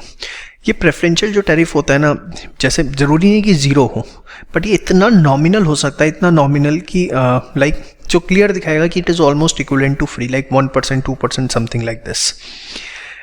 फिर आता है variable tariff. ये क्या होता है कि suppose कोई विदेशी कंपनी का प्रोडक्ट हिंदुस्तान में बिक रहा है और बहुत सस्ता बिक रहा है, तो गवर्नमेंट जब इस इंटेंशन से टैरिफ लगाती है कि उसके प्राइजेस को हम एटलीस्ट डोमेस्टिक कंपनी के जो प्राइजेस हैं उसके इक्विवेलेंट लिए हैं उनको प्रोटेक्ट करें, ठीक है, तो that is variable tariff. A duty typically fix to bring the price of an imported commodity up to the domestic support price for the commodity, ठीक है। इसके बाद आता है एस्केलेटेड टैरिफ। इसके अंदर क्या होता है, ये डेवलप्ड कंट्रीज जो हैं वो लगाती हैं डेवलपिंग के ऊपर। देखो होता क्या है, डेवलप्ड कंट्री चाहती है कि वो हमेशा फिनिश गुड मैन्युफैक्चर करे और डेवलपिंग से उसको रॉ मटेरियल मिलता रहे, क्योंकि अगर डेवलपिंग फिनिश गुड बनाना शुरू कर देगी तो उसकी इकोनॉमी का भी डेवलपमेंट हो जाएगा। तो हमेशा ये रहा है कि डेवलप्ड कंट्रीज ये चाहती हैं डेवलपिंग से रॉ मटेरियल आए, हम फिनिश गुड बनाएं और उनको एक्सपोर्ट करें, रॉ मटेरियल इंपोर्ट करें। तो अब क्या होता है, इस चीज़ को प्रमोट करने के लिए, यही ब्रिटिशर्स ने किया था हमारे साथ, इंडिया के साथ, तो इस चीज़ के लिए क्या करते हैं, डेवलप्ड नेशन जो है ना, डेवलपिंग के रॉ मटेरियल पे इंपोर्ट ड्यूटी कम लगाते हैं। जैसे इंपोर्ट ड्यूटी रॉ मटेरियल पे लगा दी 4% और फिनिश गुड होगा तो उस पर इंपोर्ट ड्यूटी हैवी लगा देते हैं, से उस पर लगा दी 25%। तो डेवलपिंग कंट्री जो है इसका रॉ मटेरियल जब तक वो इंपोर्ट करेगी तो वो तो बिकता रहेगा डेवलप्ड नेशन में, क्योंकि रॉ मटेरियल सस्ता होगा, उस पर ज़्यादा इंपोर्ट ड्यूटी डेवलप्ड नेशन ने नहीं लगाई। लेकिन फिनिश गुड डेवलपिंग कंट्री का डेवलप्ड नेशन में इतनी जल्दी नहीं बिक पाएगा, क्योंकि उसकी हैवी इंपोर्ट ड्यूटी उसके ऊपर लगाई गई है, जिसकी वजह से वो हमेशा कॉस्टली रहेगा और डेवलप्ड नेशन के लोग शायद उसको प्रेफरेंस ना दें। देखिए, it refers to a system where the nominal tariff rates on import of manufactured goods are higher than the nominal tariff rates on intermediate inputs and raw material. That is, tariff on a product increases as the product moves through value added change. जितना उसमें value addition होता जाएगा उतने ज़्यादा उस पर tariff rate होंगे. 4% tariff on iron ore and 12% on steel pipes. Developing countries are thus focus to continue to be the suppliers of raw material without much value addition. Again a very important, इस पे short note आपसे exam में पूछा जा सकता है. चलिए बात करते हैं प्रोहिबिटिव टैरिफ की.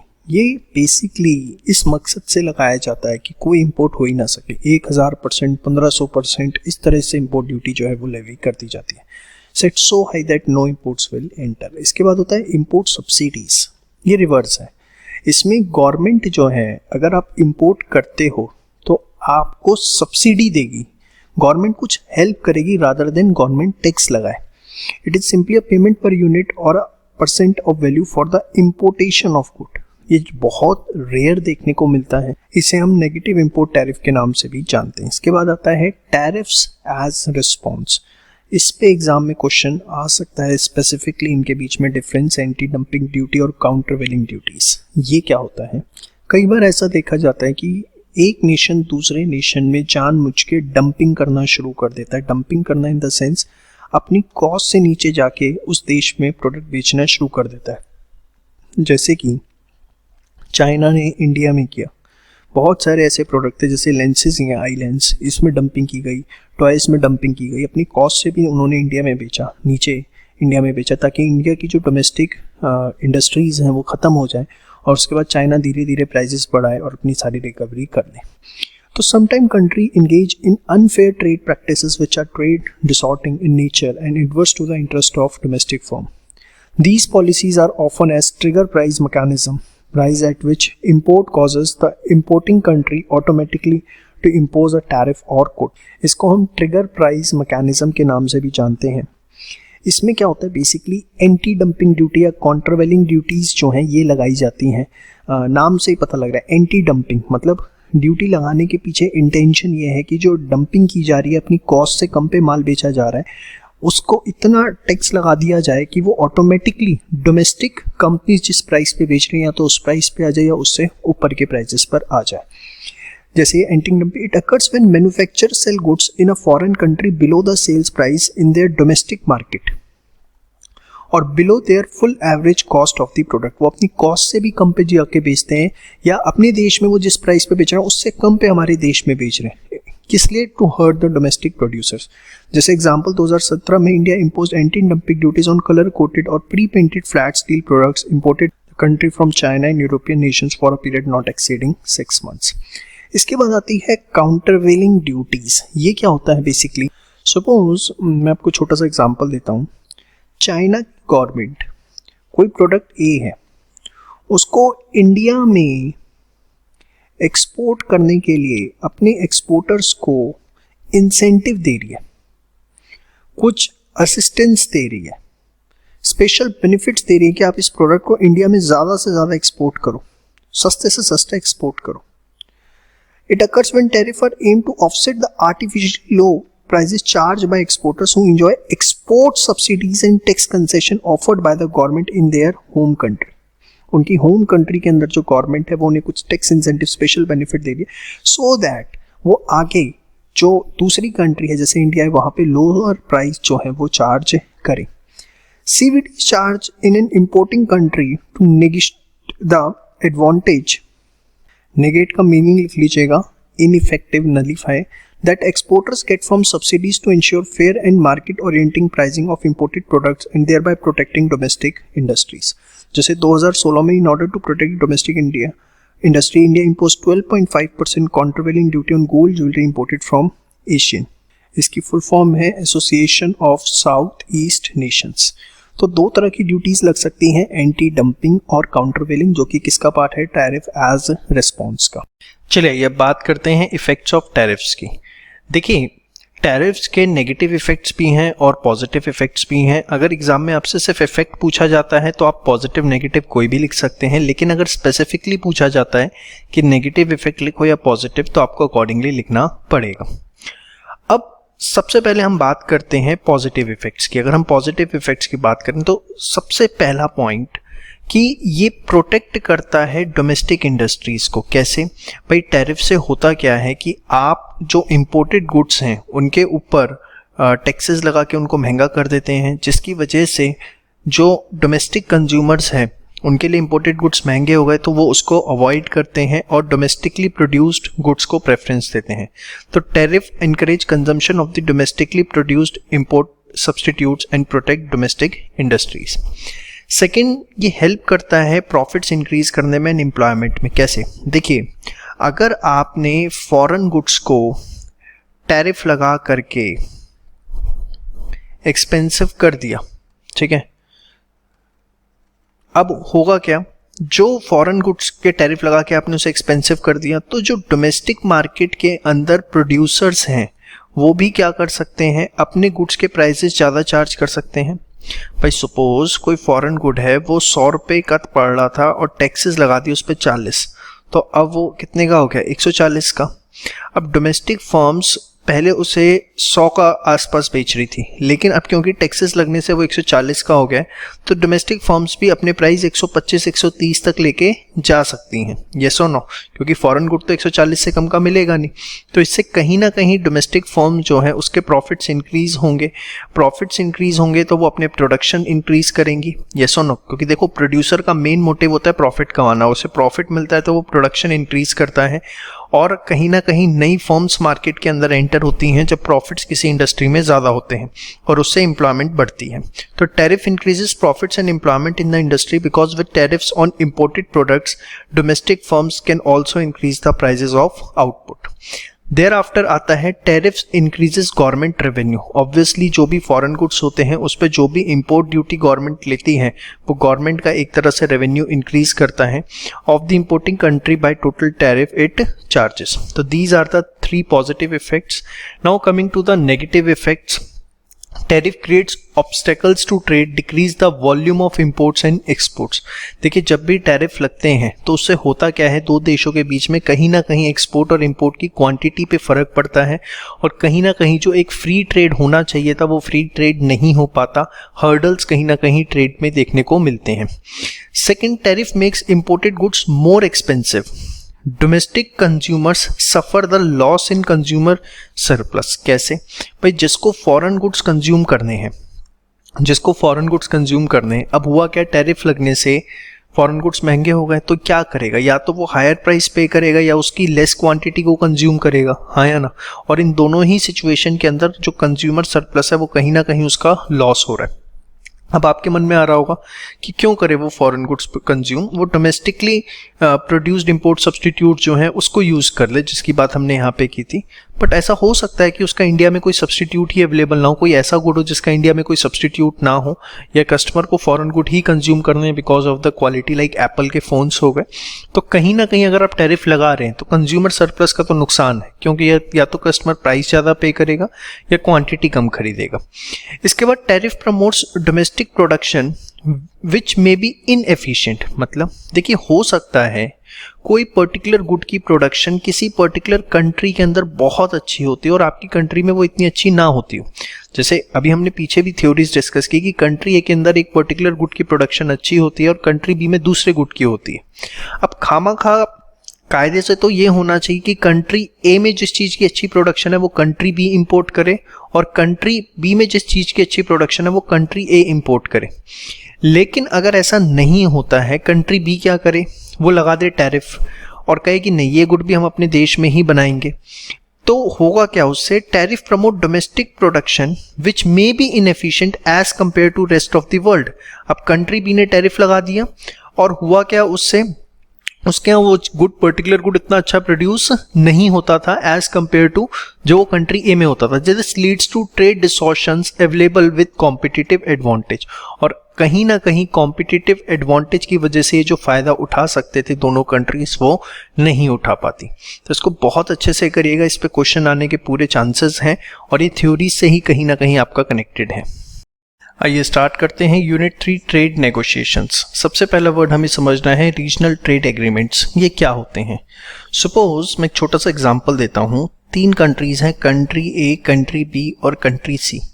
इन तीनों कंट्रीज के बीच में आपस में एग्रीमेंट हुआ वेयर बाय ये तीनों कंट्रीज एक दूसरे के देश में एक्सपोर्ट करेंगी, एक दूसरे देशों से इंपोर्ट करेंगी और जो ट्रेड बैरियर्स हैं आपस में तीनों कंट्रीज के लिए एक दूसरे जो हैं कंट्रीज हैं वो रिड्यूस करेंगे।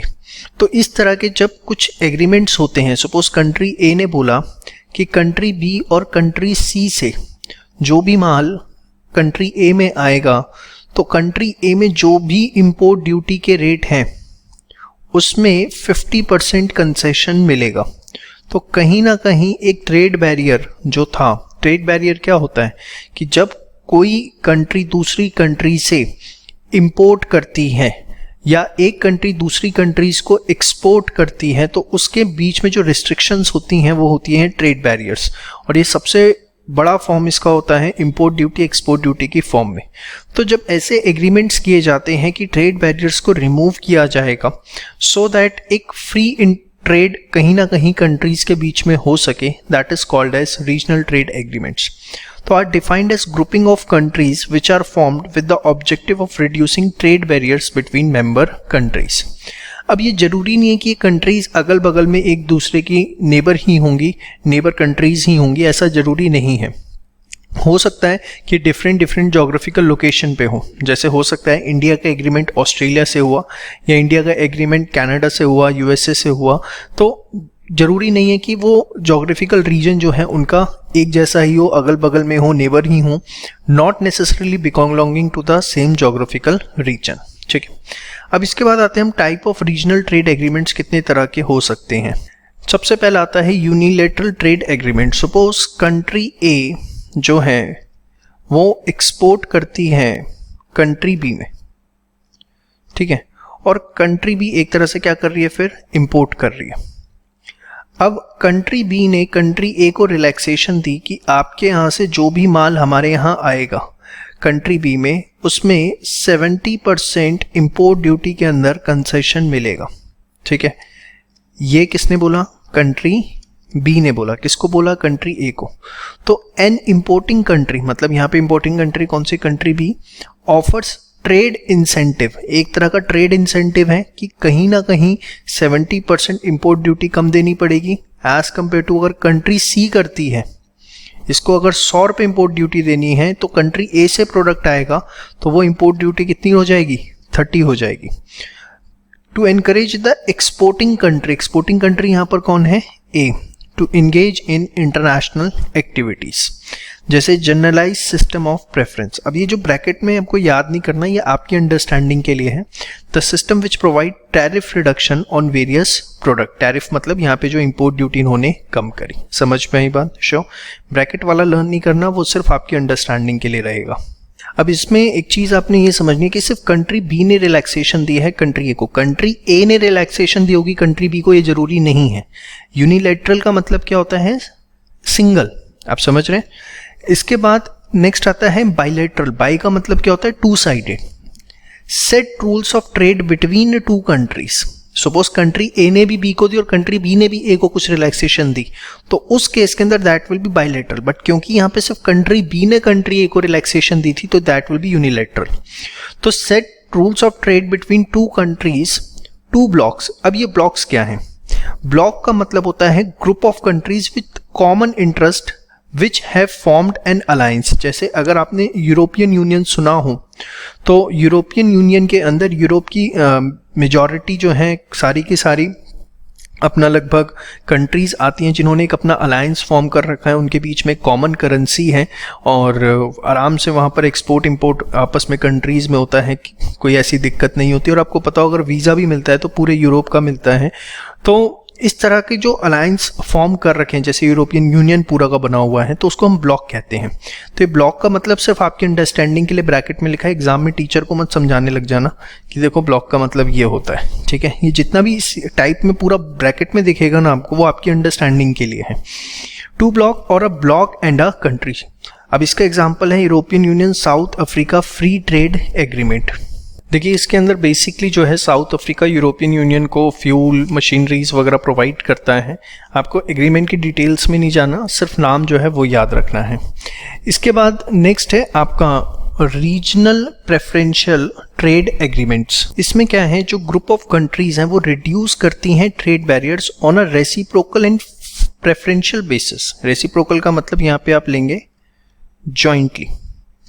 अब जॉइंटली एंड प्रेफरेंशियल बेसिस पे जो ग्रुप ऑफ कंट्रीज हैं जब वो ट्रेड बैरियर्स को रिड्यूस करती हैं for only the members of the group, ये क्या है मैं आपको छोटा सा एग्जांपल देता हूं इसके लिए। There is a global system of trading preferences among developing countries, जिसको जीएसटीपी के नाम से जाना जाता है, जिसमें 42 कंट्रीज हैं और उसमें इंडिया भी है। ये बेसिकली डेवलपिंग कंट्रीज का एक ग्रुप है जिन्होंने एक आपस में एक एग्रीमेंट कर रखा है कि ये 42 कंट्रीज अगर आपस में किसी भी तरीके का ट्रेड करती हैं तो उसमें import duty and export duty में आपस में एक दूसरे को रिलैक्सेशन दी जाएगी। ठीक है, अब अगेन यहाँ पे जो मैंने ब्रैकेट में लिखा है वो सिर्फ आपकी जनरल अंडरस्टैंडिंग के लिए लिखा है ताकि आपको एग्रीमेंट का नाम याद रखने में दिक्कत ना। आपको पता हो कि जीएसटीपी के अंदर 42 कंट्री मेंबर्स हैं जिसमें इंडिया भी है, थोड़ा नॉलेज पॉइंट ऑफ व्यू से भी अच्छा है।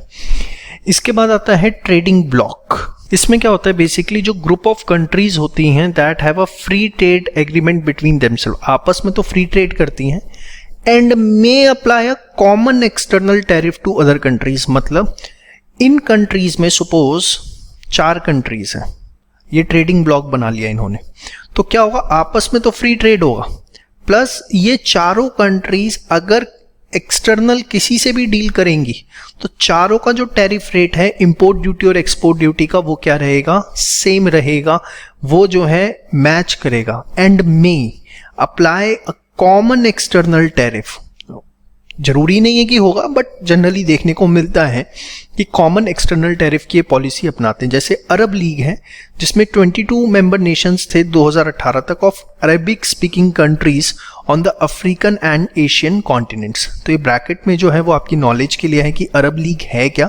एग्जामिनेशन पॉइंट ऑफ व्यू से सिर्फ आप ये लिख के आएंगे कि ग्रुप ऑफ कंट्री जिनका फ्री ट्रेड एग्रीमेंट होता है बिटवीन देमसेल्फ और common external tariff to other countries, और इसके अंदर क्या आता है आपका अरब league.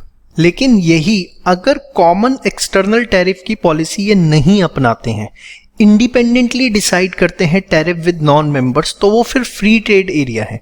Group of countries that eliminate all tariff barriers on trade with each other, ये चीज तो एकदम कॉमन है, and independently decide tariff with non members. यहां क्या था, they will decide the common external tariff but independently decide करेंगी तो वो फ्री ट्रेड एरिया में आएगा। जैसे north American free trade agreements जिनको नाफ्टा के नाम से भी जाना जाता है, इसमें क्या है, it eliminates most tariff and other trade barriers between United States, Canada and Mexico. However, in September 2018, these countries have decided to replace NAFTA with United States, Mexico and Canada Agreement, USMCA, जिसको आप बोल सकते हैं, और अभी yet to be finalized है, but अभी इससे पहले नाफ्टा पे ही काम चल रहा है, जिसकी वजह से इन कंट्रीज में आपस में कोई भी टैरिफ नहीं लगता। लेकिन ये दूसरे कंट्रीज से क्या टैरिफ चार्ज करेंगे, ये तीनों कंट्रीज इंडिपेंडेंटली डिसाइड करती हैं।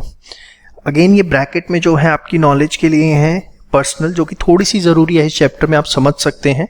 एग्जामिनेशन पॉइंट ऑफ व्यू से सिर्फ आप इतना करिएगा, ठीक है। उसके बाद है कस्टम यूनियन। अब कस्टम यूनियन जब आप पढ़ेंगे तो ये आपको एकदम एब्सोल्युटली सेम लगेगा कि ये ट्रेडिंग ब्लॉक ही है।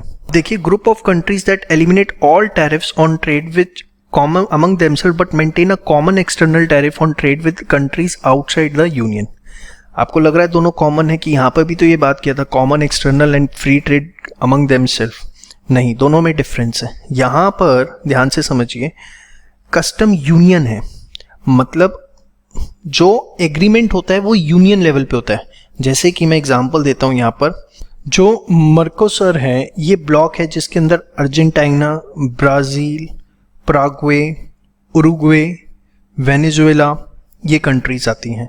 जबकि ईसी जो कि यूरोपियन कमीशन है जिसमें 27 मेंबर स्टेट्स हैं। तो देखिए, मर्कोसर भी जो है वो भी एक ब्लॉक है जिसका एक अपना पूरा का पूरा ग्रुप कंट्रीज हैं, और ईसी जो है उसमें 27 मेंबर्स हैं। तो जब ब्लॉक लेवल पे डीलिंग होती है, ब्लॉक हमने देखो मीनिंग देखा था, block means a group of countries with common interest which have formed an alliance. तो ऑलरेडी जब अलायंसेस के बीच में कुछ एग्रीमेंट होता है जहां पर इन सारी कंट्रीज को भी ये मानना पड़ेगा, इन 27 मेंबर्स को भी, तो that is called as a custom union. तो ईसी मर्कोसर डील जो है वो अनाउंस्ड हुई 2019 में आफ्टर 20 इयर्स ऑफ नेगोशिएशंस। जबकि ट्रेडिंग ब्लॉक के अंदर कंट्रीज होती हैं, ऑलरेडी ब्लॉक लेवल पे वो चीज नहीं होती, वो ब्लॉक बन जाता है जब उनके बीच में एग्रीमेंट हो जाता है। समझ में आ गई बात? श्योर। इसके बाद आता है आपका कॉमन मार्केट। इसके अंदर क्या आता है? Free flow of factors of production, जो अभी तक आपने बात नहीं करी थी, सिर्फ आउटपुट की बात कर रहे थे। And output among member countries, the member countries attempt to harmonise some institutional arrangements and commercial and financial laws and regulation among themselves. वो कोशिश करते हैं कि आपस में जो कमर्शियल एंड फाइनेंशियल लॉज हैं वो भी जितने कॉमन हो सके, फैक्टर्स ऑफ प्रोडक्शन का फ्री मूवमेंट हो सके, ठीक है, जितना हो सके वो कोशिश की जाती है। तो यूरोपियन यूनियन में देखने को मिलता है, हमें एशियन में देखने को मिलता है, जिसमें बेसिकली इसकी फुल फॉर्म है association of south east Asian Nations. 10 members हैं, मलेशिया, इंडोनेशिया, सिंगापुर। कहीं ना कहीं में ये सब चीज़ें देखने को थोड़ी बहुत मिलती हैं। यूरोपियन यूनियन में तो बहुत हद तक देखने को मिलता है। इसके बाद आता है next economic and monetary union. जब वो कॉमन करेंसी शेयर करें, लाइक यूरोपियन यूनियन के अंदर आपको पता हो पूरे यूरोप के अंदर यूरो चलता है एंड मैक्रो इकोनॉमिक पॉलिसी होती है, तो that is called as economic and monetary union. Example, the European Union countries implement and adopted a single currency. तो ये आपने देखा कि आरटीए क्या होता है और कितने तरीके का हो सकता है। बहुत जनरल टर्म्स है, एग्जामिनेशन पॉइंट ऑफ व्यू से रेलिवेंसी की बात में बात करूंगा, लेकिन आपको in general as a commerce student ये बातें जो हैं वो पता होनी चाहिए। चलिए बात करते हैं गैट की, general agreement on tariffs and trade. देखिए आज के टाइम पे वर्ल्ड ट्रेड ऑर्गेनाइजेशन जो है सारे इंटरनेशनल एग्रीमेंट्स जो भी उसके मेंबर कंट्रीज हैं उनके बीच में देखती हैं, लेकिन 1948 से लेके 1994 के बीच में जो कंट्रीज थी वो general agreement on tariff and trade के हिसाब से डील करती थी। ये क्या था? It focuses on all countries enter into cooperative relations for mutual benefits. मकसद यही था कि इंटरनेशनल ट्रेड हो तो दोनों कंट्रीज को फायदा हो, जो डेवलप्ड नेशन है वो डेवलपिंग नेशन को एक्सप्लॉइट ना करें, ठीक है। Provided the rules for trade, world trade for 47 years from 1948 से 1994। ये इंपॉर्टेंट है, जो आपको पता होना चाहिए। ये दो इंस्टीट्यूशंस के साथ मिलकर काम करता था, World Bank and IMF International Monetary Fund, Bretton Woods system के हिसाब से। ब्रेटन वुड्स क्या होते हैं? Establish the system of payment based on dollars. आपको पता है सारे इंटरनेशनल पेमेंट्स जो हैं वो डॉलर्स में होते हैं।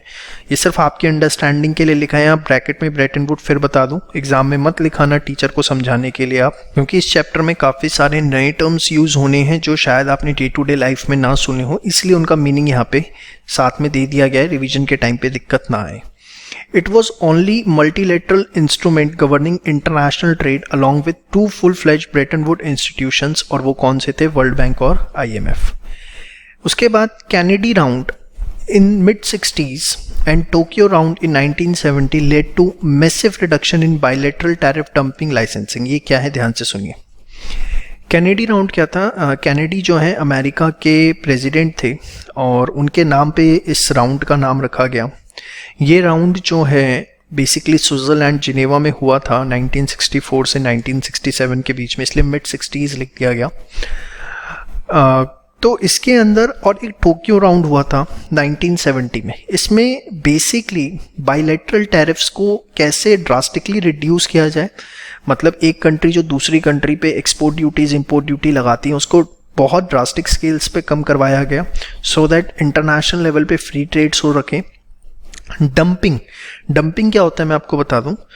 जब एक कंट्री, सपोज कंट्री ए है, वो कंट्री बी के अंदर माल बेचती है, कंट्री ए कंट्री बी में माल बेच रही है और अपनी कॉस्ट से नीचे बेच रही है, बिलो कॉस्ट, और उसका जो पर्पस है वो ये है कि कंट्री बी की डोमेस्टिक मार्केट को खत्म करना है।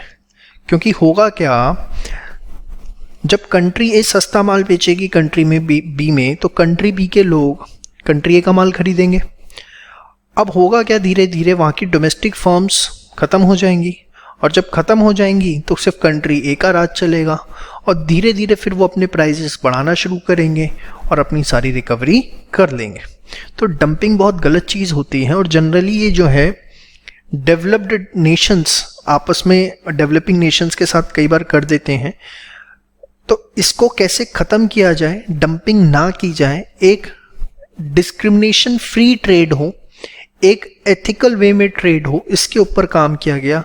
लाइसेंसिंग के ऊपर काम किया गया कि लाइसेंसिंग क्या होता है, कई बार कुछ कंट्रीज क्या करती हैं कि अगर आपको गुड्स इंपोर्ट करने हैं दूसरे देशों से, तो पहले उसके लिए आपको गवर्नमेंट से या गवर्नमेंट के द्वारा कोई प्रिस्क्राइब की गई अथॉरिटी से इंपोर्ट करने के लिए लाइसेंस लेना पड़ता है।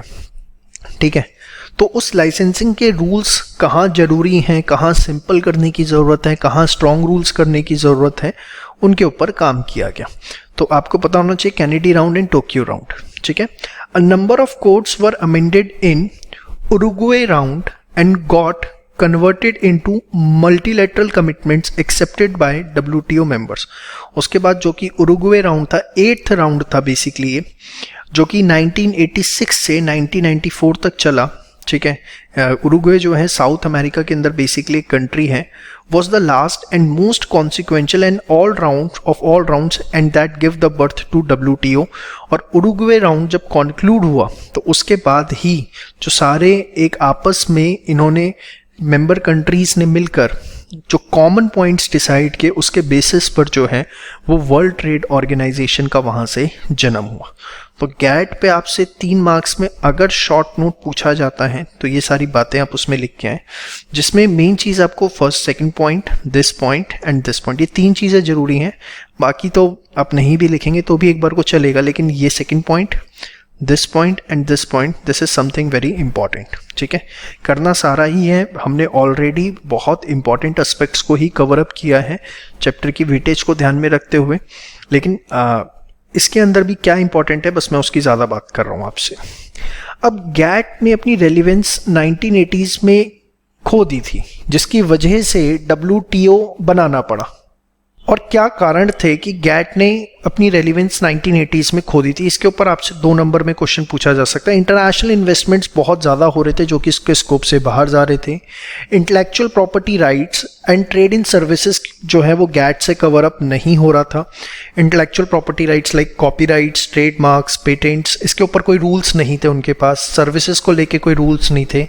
Efforts at liberalising agriculture trade were not successful. Agriculture trade को कैसे लिबरलाइज किया जाए, रिस्ट्रिक्शन फ्री किया जाए, उसके ऊपर कुछ नहीं बन पा रहा था। There were inadequacy in institutional structure and dispute settlement system कोई नहीं था। इंस्टीट्यूशनल स्ट्रक्चर नहीं था, जैसे WTO में भी हम पढ़ेंगे कि कितने लेवल्स पे लोग हैं, कौन क्या काम करता है, ऐसा कुछ नहीं देखने को मिलता था खास। और डिस्प्यूट सेटलमेंट सिस्टम, अगर 2 कंट्रीज के बीच में कोई डिस्प्यूट हो जाता है तो उसके लिए कोई एक अथॉरिटी जो उनके डिस्प्यूट को सेटल करे नहीं था। मतलब नहीं था इन द सेंस इनएडिक्वेसीज थी, जितना एफिशिएंट होना चाहिए था उतना नहीं था। It was not treaty, therefore terms of GATT were binding to a limited extent only. Treaty का मतलब क्या होता है? ट्रीटी का मतलब होता है एक फॉर्मल एग्रीमेंट। जैसे अब क्या होता है मैं आपको बताऊं, WTO के अंदर अगर आप WTO के मेंबर्स बनते हो तो उसके जो भी रूल्स एंड रेगुलेशंस हैं मेंबर कंट्री को अपनी पार्लियामेंट से अडॉप्ट करवाने पड़ते हैं कि हम WTO के तरफ बाइंडिंग है, हम उनके रूल्स एंड रेगुलेशंस को अपनाएंगे। इसकी हर मेंबर कंट्री ने अपनी पार्लियामेंट में बाकायदा इस चीज़ को पास किया हुआ है।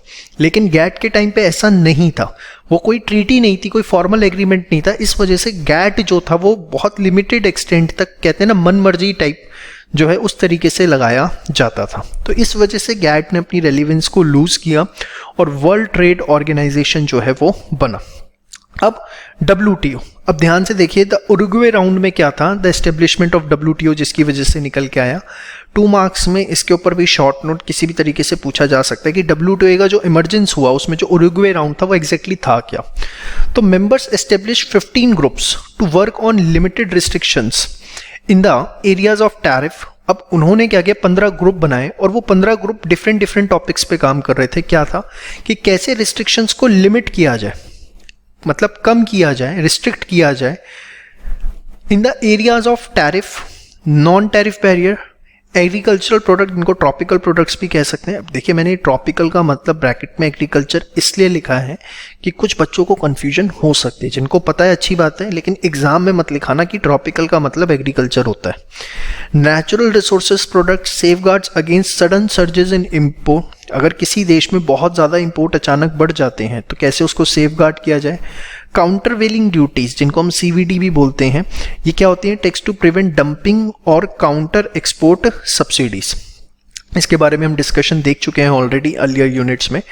Trade related intellectual property restrictions, trade related investment restrictions, तो ऐसे जो है टोटल 15 चीज़ों के ऊपर हमने काम किया। अब इसमें क्या सारे याद करने हैं यहाँ से लेके यहाँ तक, तो एटलीस्ट 3 से 4 तो जो है वो आप याद रखिएगा, और ये याद रखिएगा कि 15 ग्रुप्स बनाए गए थे। The round started in Uruguay in September 1986 and was scheduled to be completed by December 1990, but ये finalization 1993 दिसंबर में complete हुआ। Agreement sign हुआ by most countries in April 15, 1994 and took effect from 1st July 1995. In this way it gave birth to the World Trade Organization, इस तरीके से हमें देखने को मिला। इसके बाद हम बात करेंगे क्या WTO का ऑब्जेक्टिव है, क्या उसका स्ट्रक्चर है। एक बार यहां तक आप सारा कर लीजिए फास्ट। चलिए बात करते हैं objective of world trade organisation. तो बड़ा सिंपल सा ऑब्जेक्टिव है, to facilitate flow of international trade smoothly, freely, fairly and as expected, that is predictively. Other objectives include कि कैसे full employment level world level पे अचीव किया जाए, world level पे कैसे लोगों का स्टैंडर्ड ऑफ लिविंग इंक्रीज किया जाए। ये आपसे 2 मार्क्स में या 1 मार्क में पूछा जा सकता है, इसे अच्छे से तैयार करें। इसके बाद हम बात करना चाहेंगे स्ट्रक्चर ऑफ WTO की। तो देखिए टॉप लेवल है मिनिस्ट्रियल कॉन्फ्रेंस, जो कि डिसीजंस लेती है on all matters under any of the multilateral trade agreements. किसी भी देशों के बीच में या ब्लॉक के बीच में जो ट्रेड एग्रीमेंट्स हुए हैं, सही हैं नहीं हैं, कुछ डिस्प्यूट्स हैं, उनमें कुछ चेंजेस करने की ज़रूरत है, ये मिनिस्ट्रियल कॉन्फ्रेंस लेवल पे लिया जाता है। It meets at least once every 2 years, 2 साल में कम से कम एक बार मिलते हैं। सेकेंड लेवल है जनरल काउंसिल। कई बार आपने सुना होगा general council of WTO suggest या ministerial conference of WTO suggest. तो it meets several times a year at Geneva headquarters. It meet as the trade policy review body and dispute settlement body. तो जो भी trade policy होती है उनको review करती हैं और डिस्प्यूट सेटलमेंट का भी काम करती हैं। Third level the goods council, service council and intellectual body.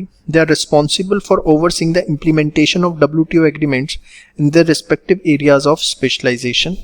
कि गुड्स काउंसिल देखती है कि गुड्स के एरिया में जो भी WTO के एग्रीमेंट्स हैं वो मेंबर कंट्रीज अपना रही हैं, सर्विस के एरिया में, इंटेलेक्चुअल के केस में that is copyright, patent, so on. The WTO accounting for about 95% of world trade currently has 164 members. इसके करंटली 164 मेंबर हैं और 95% वर्ल्ड ट्रेड वो मिलकर करते हैं, of which 117 are developing countries, जिसमें से 117 जो हैं डेवलपिंग कंट्रीज हैं और 25 आर नेगोशिएटिंग मेंबरशिप, और 25 ऐसी कंट्रीज हैं जो मेंबरशिप के लिए नेगोशिएट कर रही हैं। WTO's agreement has been ratified in all members parliament। ये एक सबसे इंपॉर्टेंट लाइन है कि जो भी WTO के एग्रीमेंट होते हैं, जो भी उनकी मेंबर कंट्रीज हैं अपने पार्लियामेंट के थ्रू से रेटिफाई करती हैं, दैट इज उनको एक्सेप्ट किया जाता है। ठीक है, इसके ऊपर ये मैंने आपको स्टार्टिंग में भी बताया था कि ये GATT की एक बहुत बड़ी लिमिटेशन थी जो WTO ने कवर अप करी। इसके बाद है major guideline guiding principles of the world trade organisation. तो ये प्रिंसिपल्स बहुत सिंपल हैं एंड इसके अंदर ऐसा कुछ खास नहीं है। टोटल 13 प्रिंसिपल्स जो हैं ये हम डिस्कस करेंगे और आप सिंपल इसे रीड भी करेंगे तो भी आपको समझ में आएगा। जैसे सबसे पहला आपका आता है ट्रेड विदाउट डिस्क्रिमिनेशन। जब कंट्रीज, मेंबर कंट्रीज आपस में ट्रेड करेंगी तो कोई डिस्क्रिमिनेशन नहीं होना चाहिए। Under the WTO agreement countries can not normally discriminate between their trading partners. Under strict condition various permitted exceptions allowed. कुछ एक्सेप्शंस हैं जो अलाउ की गई हैं, जैसे बताते हैं कंट्रीज में enter into free trade agreement in trading may be done with in a group discriminating against goods from outside. मतलब सपोज कुछ कंट्रीज हैं, 10 कंट्रीज, उन्होंने आपस में कर लिया कि भैया आपस में एक दूसरे को हम गुड्स बेचेंगे और ये वाले गुड्स हम किसी बाहर विदेशी देश से नहीं खरीदेंगे, तो ये सब चीज़ अलाउड है। नेशनल ट्रीटमेंट पॉलिसी, ये क्या है बेसिकली कि आपको अपने प्रोडक्ट को और फॉरेन प्रोडक्ट को एट पार समझना है। ये नहीं समझना कि फॉरेन प्रोडक्ट है तो उसकी एक्सेसिबिलिटी आपके देश में नहीं होगी, डोमेस्टिक प्रोडक्ट जो है आपके देश में एक्सेसिबल होगा। A country should not discriminate between its own and foreign products, services और nationals. For example, once imported apples reach the Indian market, they should be treated at par in respect of marketing opportunities, product visibility, or any other aspect with locally produced apples. तो कोई भी product at par लेके चलना है आपको with the foreign product, वो भी उतने ही एक्सेसिबल होने चाहिए जितने इंडियन प्रोडक्ट्स हैं। इसके बाद free trade, that is lowering trade barriers for opening up markets, is one of the world obvious means of encouraging trade. By the 1980s, the negotiations had expanded to cover non-tariff barrier on goods and to new areas such as service and intellectual property. The WTO agreement permit countries to being changed gradually through progressive liberalization. मतलब देखिए free trade करना है, 1980 के अंदर negotiations हुए ताकि non trade barriers goods पे लाए जा सकें, सर्विसेज को इंक्लूड किया जाए, इंटेलेक्चुअल जो कहीं ना कहीं गैट की लिमिटेशन भी हमने पढ़ा। और चेंजेस ये नहीं है कि इमीडिएटली लाने, एक ट्रांजिशन पीरियड दिया गया कि ट्रांजिशन पीरियड के अंदर आप धीरे धीरे जो है वो चेंजेस को एक्सेप्ट करेंगे। इसके बाद नेक्स्ट है आपका प्रिडिक्टेबिलिटी। प्रिडिक्टेबिलिटी मतलब कुछ एक्सपेक्टेड है, एज एक्सपेक्टेड। तो इन्वेस्टमेंट जो है एनकरेज की जाएगी अगर बिजनेस एनवायरनमेंट स्टेबल है और प्रिडिक्टेबल है। This is achieve through binding tariff rates, discouraging the use of quotas. मतलब ये नहीं है कि भैया आज देश के अंदर कांग्रेस की गवर्नमेंट है तो टैरिफ रेट्स कुछ हैं, कल बीजेपी की आएगी तो वो अपने देशों को फेवर करेगी, वो टैरिफ रेट कुछ और कर दे, तो नहीं। देश में सरकार कोई भी हो, there should be a binding tariff rates. उसे आप ऐसा नहीं है कि सरकार बदली तो रेट बदल दिए बिना सोचे समझे, इसलिए पार्लियामेंट से पास करवाया। और discouraging the use of quota. Quota allowed है यूज करना, कि कोटा सिस्टम क्या है कि आप कितने गुड्स इंपोर्ट कर सकते हो किस देश से, लेकिन वो तब जब आपके डोमेस्टिक लेवल पे नुकसान ज्यादा हो रहा हो। ये नहीं है कि आप हर केस के अंदर कोटा सेट करना शुरू कर दें। तो इस तरीके से इसे अचीव किया जाता है। इसके बाद principle of general prohibition of quantitative restriction prohibits quantitative restriction on quantitative restrictions, as quantitative restrictions are more likely to distort the free flow of trade. तो देखिए प्रिडिक्टेबिलिटी इसी प्रिंसिपल के थ्रू अचीव की जाती है। प्रिडिक्टेबिलिटी क्या है? Business environment stable होना चाहिए, और वो कैसे होगा? जब आप क्वांटिटेटिव रिस्ट्रिक्शंस को जो है रिड्यूस करेंगे। तो it is not so much difference, बस आप ये समझिए कि प्रिडिक्टेबिलिटी इंश्योर करने का एक ही प्रिंसिपल है। Next is greater competitiveness. Competitiveness जो है वो कहीं ना कहीं फ्री ट्रेड में देखने को मिलनी चाहिए। This is one of the major guiding principle of WTO। और उसके लिए बेसिकली हमको क्या करना है कि किसी भी तरीके से एक्सपोर्ट सब्सिडीज को डिस्करेज करना है। ये क्या होती है कि सपोज कंट्री ए अपने देश के अंदर जो एक्सपोर्टर्स हैं उनको सब्सिडीज देती है कि आप किसी भी तरीके के कंट्री बी में सस्ते से सस्ता माल बेचो, हम आपकी हेल्प करेंगे, वहां की मार्केटें बर्बाद करो, डंपिंग करो, ये सब चीजें गलत है। ठीक है, आपको फॉरेन एक्सचेंज चाहिए, कुछ लिमिट तक चीजें अलाउड हैं, लेकिन beyond the limit it is not acceptable. बहुत सिंपल चीजें आप देख रहे हैं, आप इसे प्लेन रीड करेंगे वैसे ही आपको समझ में आएगा। Tariff as legitimate measures for the protection of domestic industries. इसमें बेसिकली ये बोला गया कि ठीक है आप टैरिफ से डोमेस्टिक इंडस्ट्री को प्रोटेक्ट करेंगे, लेकिन टैरिफ रेट्स हर कंट्रीज को, मेंबर कंट्री को ग्रेजुअली धीरे धीरे रिड्यूस करने हैं। So jointly and mutual advantages basis, मतलब कि दोनों कंट्रीज को फायदा हो। ये नहीं है कि इतने रिड्यूस कर देने कि आप पे फॉरेन एक्सचेंज फ्लो होना बंद हो जाए, आपके देश में नुकसान हो, लेकिन ये इंश्योर करना है मेंबर कंट्रीज को कैसे हम आपस में एक दूसरे में टैरिफ रेट्स को कम कर सकते हैं। Transparency in decision making, that is जो भी डिसीजन मेंबर कंट्रीज लेती हैं दैट शुड बी ट्रांसपेरेंट, उसके अंदर वेरीफिएबल होना चाहिए। ये नहीं है कि क्लोज रूम्स के अंदर डिसीजन हो गए, दो कंट्रीज ने कर लिए या कुछ मेंबर्स ने आपस में ऐसा ग्रुप बना लिया जिससे दूसरे देशों को कुछ नुकसान हो रहा है। अब प्रोग्रेसिव लिबरलाइजेशन क्या है? देखिए कुछ ऐसे कॉन्ट्रोवर्शियल मैटर्स हैं like labour standards, non agriculture market access, on which there was no general agreement among trading partners, were left unsettled during the Uruguay round, और ये आने वाले राउंड्स के अंदर सेटलमेंट किया जाएगा। एक कॉमन मिनिमम एग्रीमेंट बन गया, लेकिन काफ़ी चीज़ें अभी भी अनसेटल्ड हैं, जिस पे ये बात की गई कि म्यूचुअल बेसिस पर हम आगे डिसाइड करेंगे। Market access, the WTO aims to increase world trade by enhancing market access by converting all non-tariff barriers into tariff which are subject to country specific limits. इसके अंदर बेसिकली क्या है कि जितने भी नॉन टैरिफ बैरियर्स किसी भी तरीके से कंट्रीज ने लगा रखे हैं उन्हें टैरिफ्स में लाओ, मनी टर्म्स में लाओ और कोशिश करो कि हर कंट्री दूसरी कंट्री को मार्केट एक्सेस दे। ले दे के सिर्फ आप देखो जितने प्रिंसिपल्स हैं ना, ले दे के सिर्फ एक ही पॉइंट पर रुकते हैं, smooth, free, fair and predictable जो है वो होना चाहिए इंटरनेशनल ट्रेड के अंदर। ले दे के सारे प्रिंसिपल्स उसी के ऊपर डिपेंडेंट है। फिर special privileges to less developed countries, the WTO deliberate favor less developed countries by giving them greater flexibility, special privileges and permissions। देखिए अदरवाइज जो लेस डेवलप्ड कंट्रीज हैं, डेवलपिंग नेशंस हैं, वो WTO की मेंबर्स ही नहीं बनेंगे, क्योंकि जनरली ये देखा जाता है डेवलप्ड नेशन जो है वो डेवलपिंग कंट्रीज को एक्सप्लॉइट करते हैं। तो कैसे उनको प्रोटेक्ट किया जाए, उनकी इकोनॉमी को प्रोटेक्ट किया जाए, ये काम जो है वो WTO का है। उसके बाद protection of health and environment की, कुछ ऐसा ना हो आपस में कंट्रीज ऐसे प्रोडक्ट्स, हैजर्डियस प्रोडक्ट्स ना डील करें जिससे हेल्थ को या एनवायरनमेंट को किसी भी तरीके का नुकसान हो। Measures to protect not only the environment but also human, animal as well as plant health with the stipulation that such measures should not be discriminatory. ये तो नहीं है कि एक देश तो अपना रहा है बट दूसरे देश में लोगों की हेल्थ खराब हो रही है, एनवायरनमेंट वहाँ का पोल्यूटेड हो रहा है। तो मतलब पूरा ओवरऑल मेंबर कंट्रीज में लोगों की हेल्थ, एनवायरनमेंट सही रहे और इसमें कुछ नहीं है। अगेन जो डेवलप्ड नेशंस हैं, बार बार मैं कह रहा हूँ, डेवलपिंग नेशंस को एक्सप्लॉइट कर रहे हैं। और उसके बाद transparent, effective and verifiable dispute settlement mechanism, so that अगर किसी भी कंट्रीज के बीच में आपस में कोई भी डिस्प्यूट आता है, मिसअंडरस्टैंडिंग होती है, एग्रीमेंट्स को लेके कुछ होता है, तो एक आराम से कंसल्टेशन के साथ उसको जो है सेटल किया जा सके। कौन कौन से इसमें हम याद करें, क्योंकि 13 के 13 तो पॉसिबल नहीं है। तो एल जिसके आगे लिख रहा हूँ उसको अच्छे से याद कर लीजिए कम से कम, सो दैट एक मिनिमम जो है आपके दिमाग में चीज़ें बैठी रहें।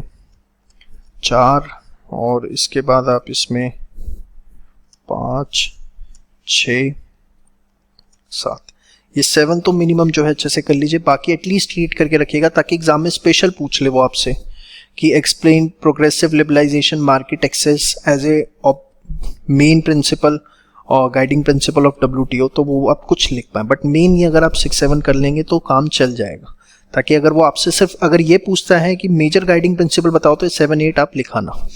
हाँ, अगर वो आपसे कुछ स्पेसिफिक पूछता है तो फिर आपको सारे पता होने चाहिए। इसके बाद हम बात करेंगे एग्रीमेंट्स अंडर WTO कौन कौन से आते हैं।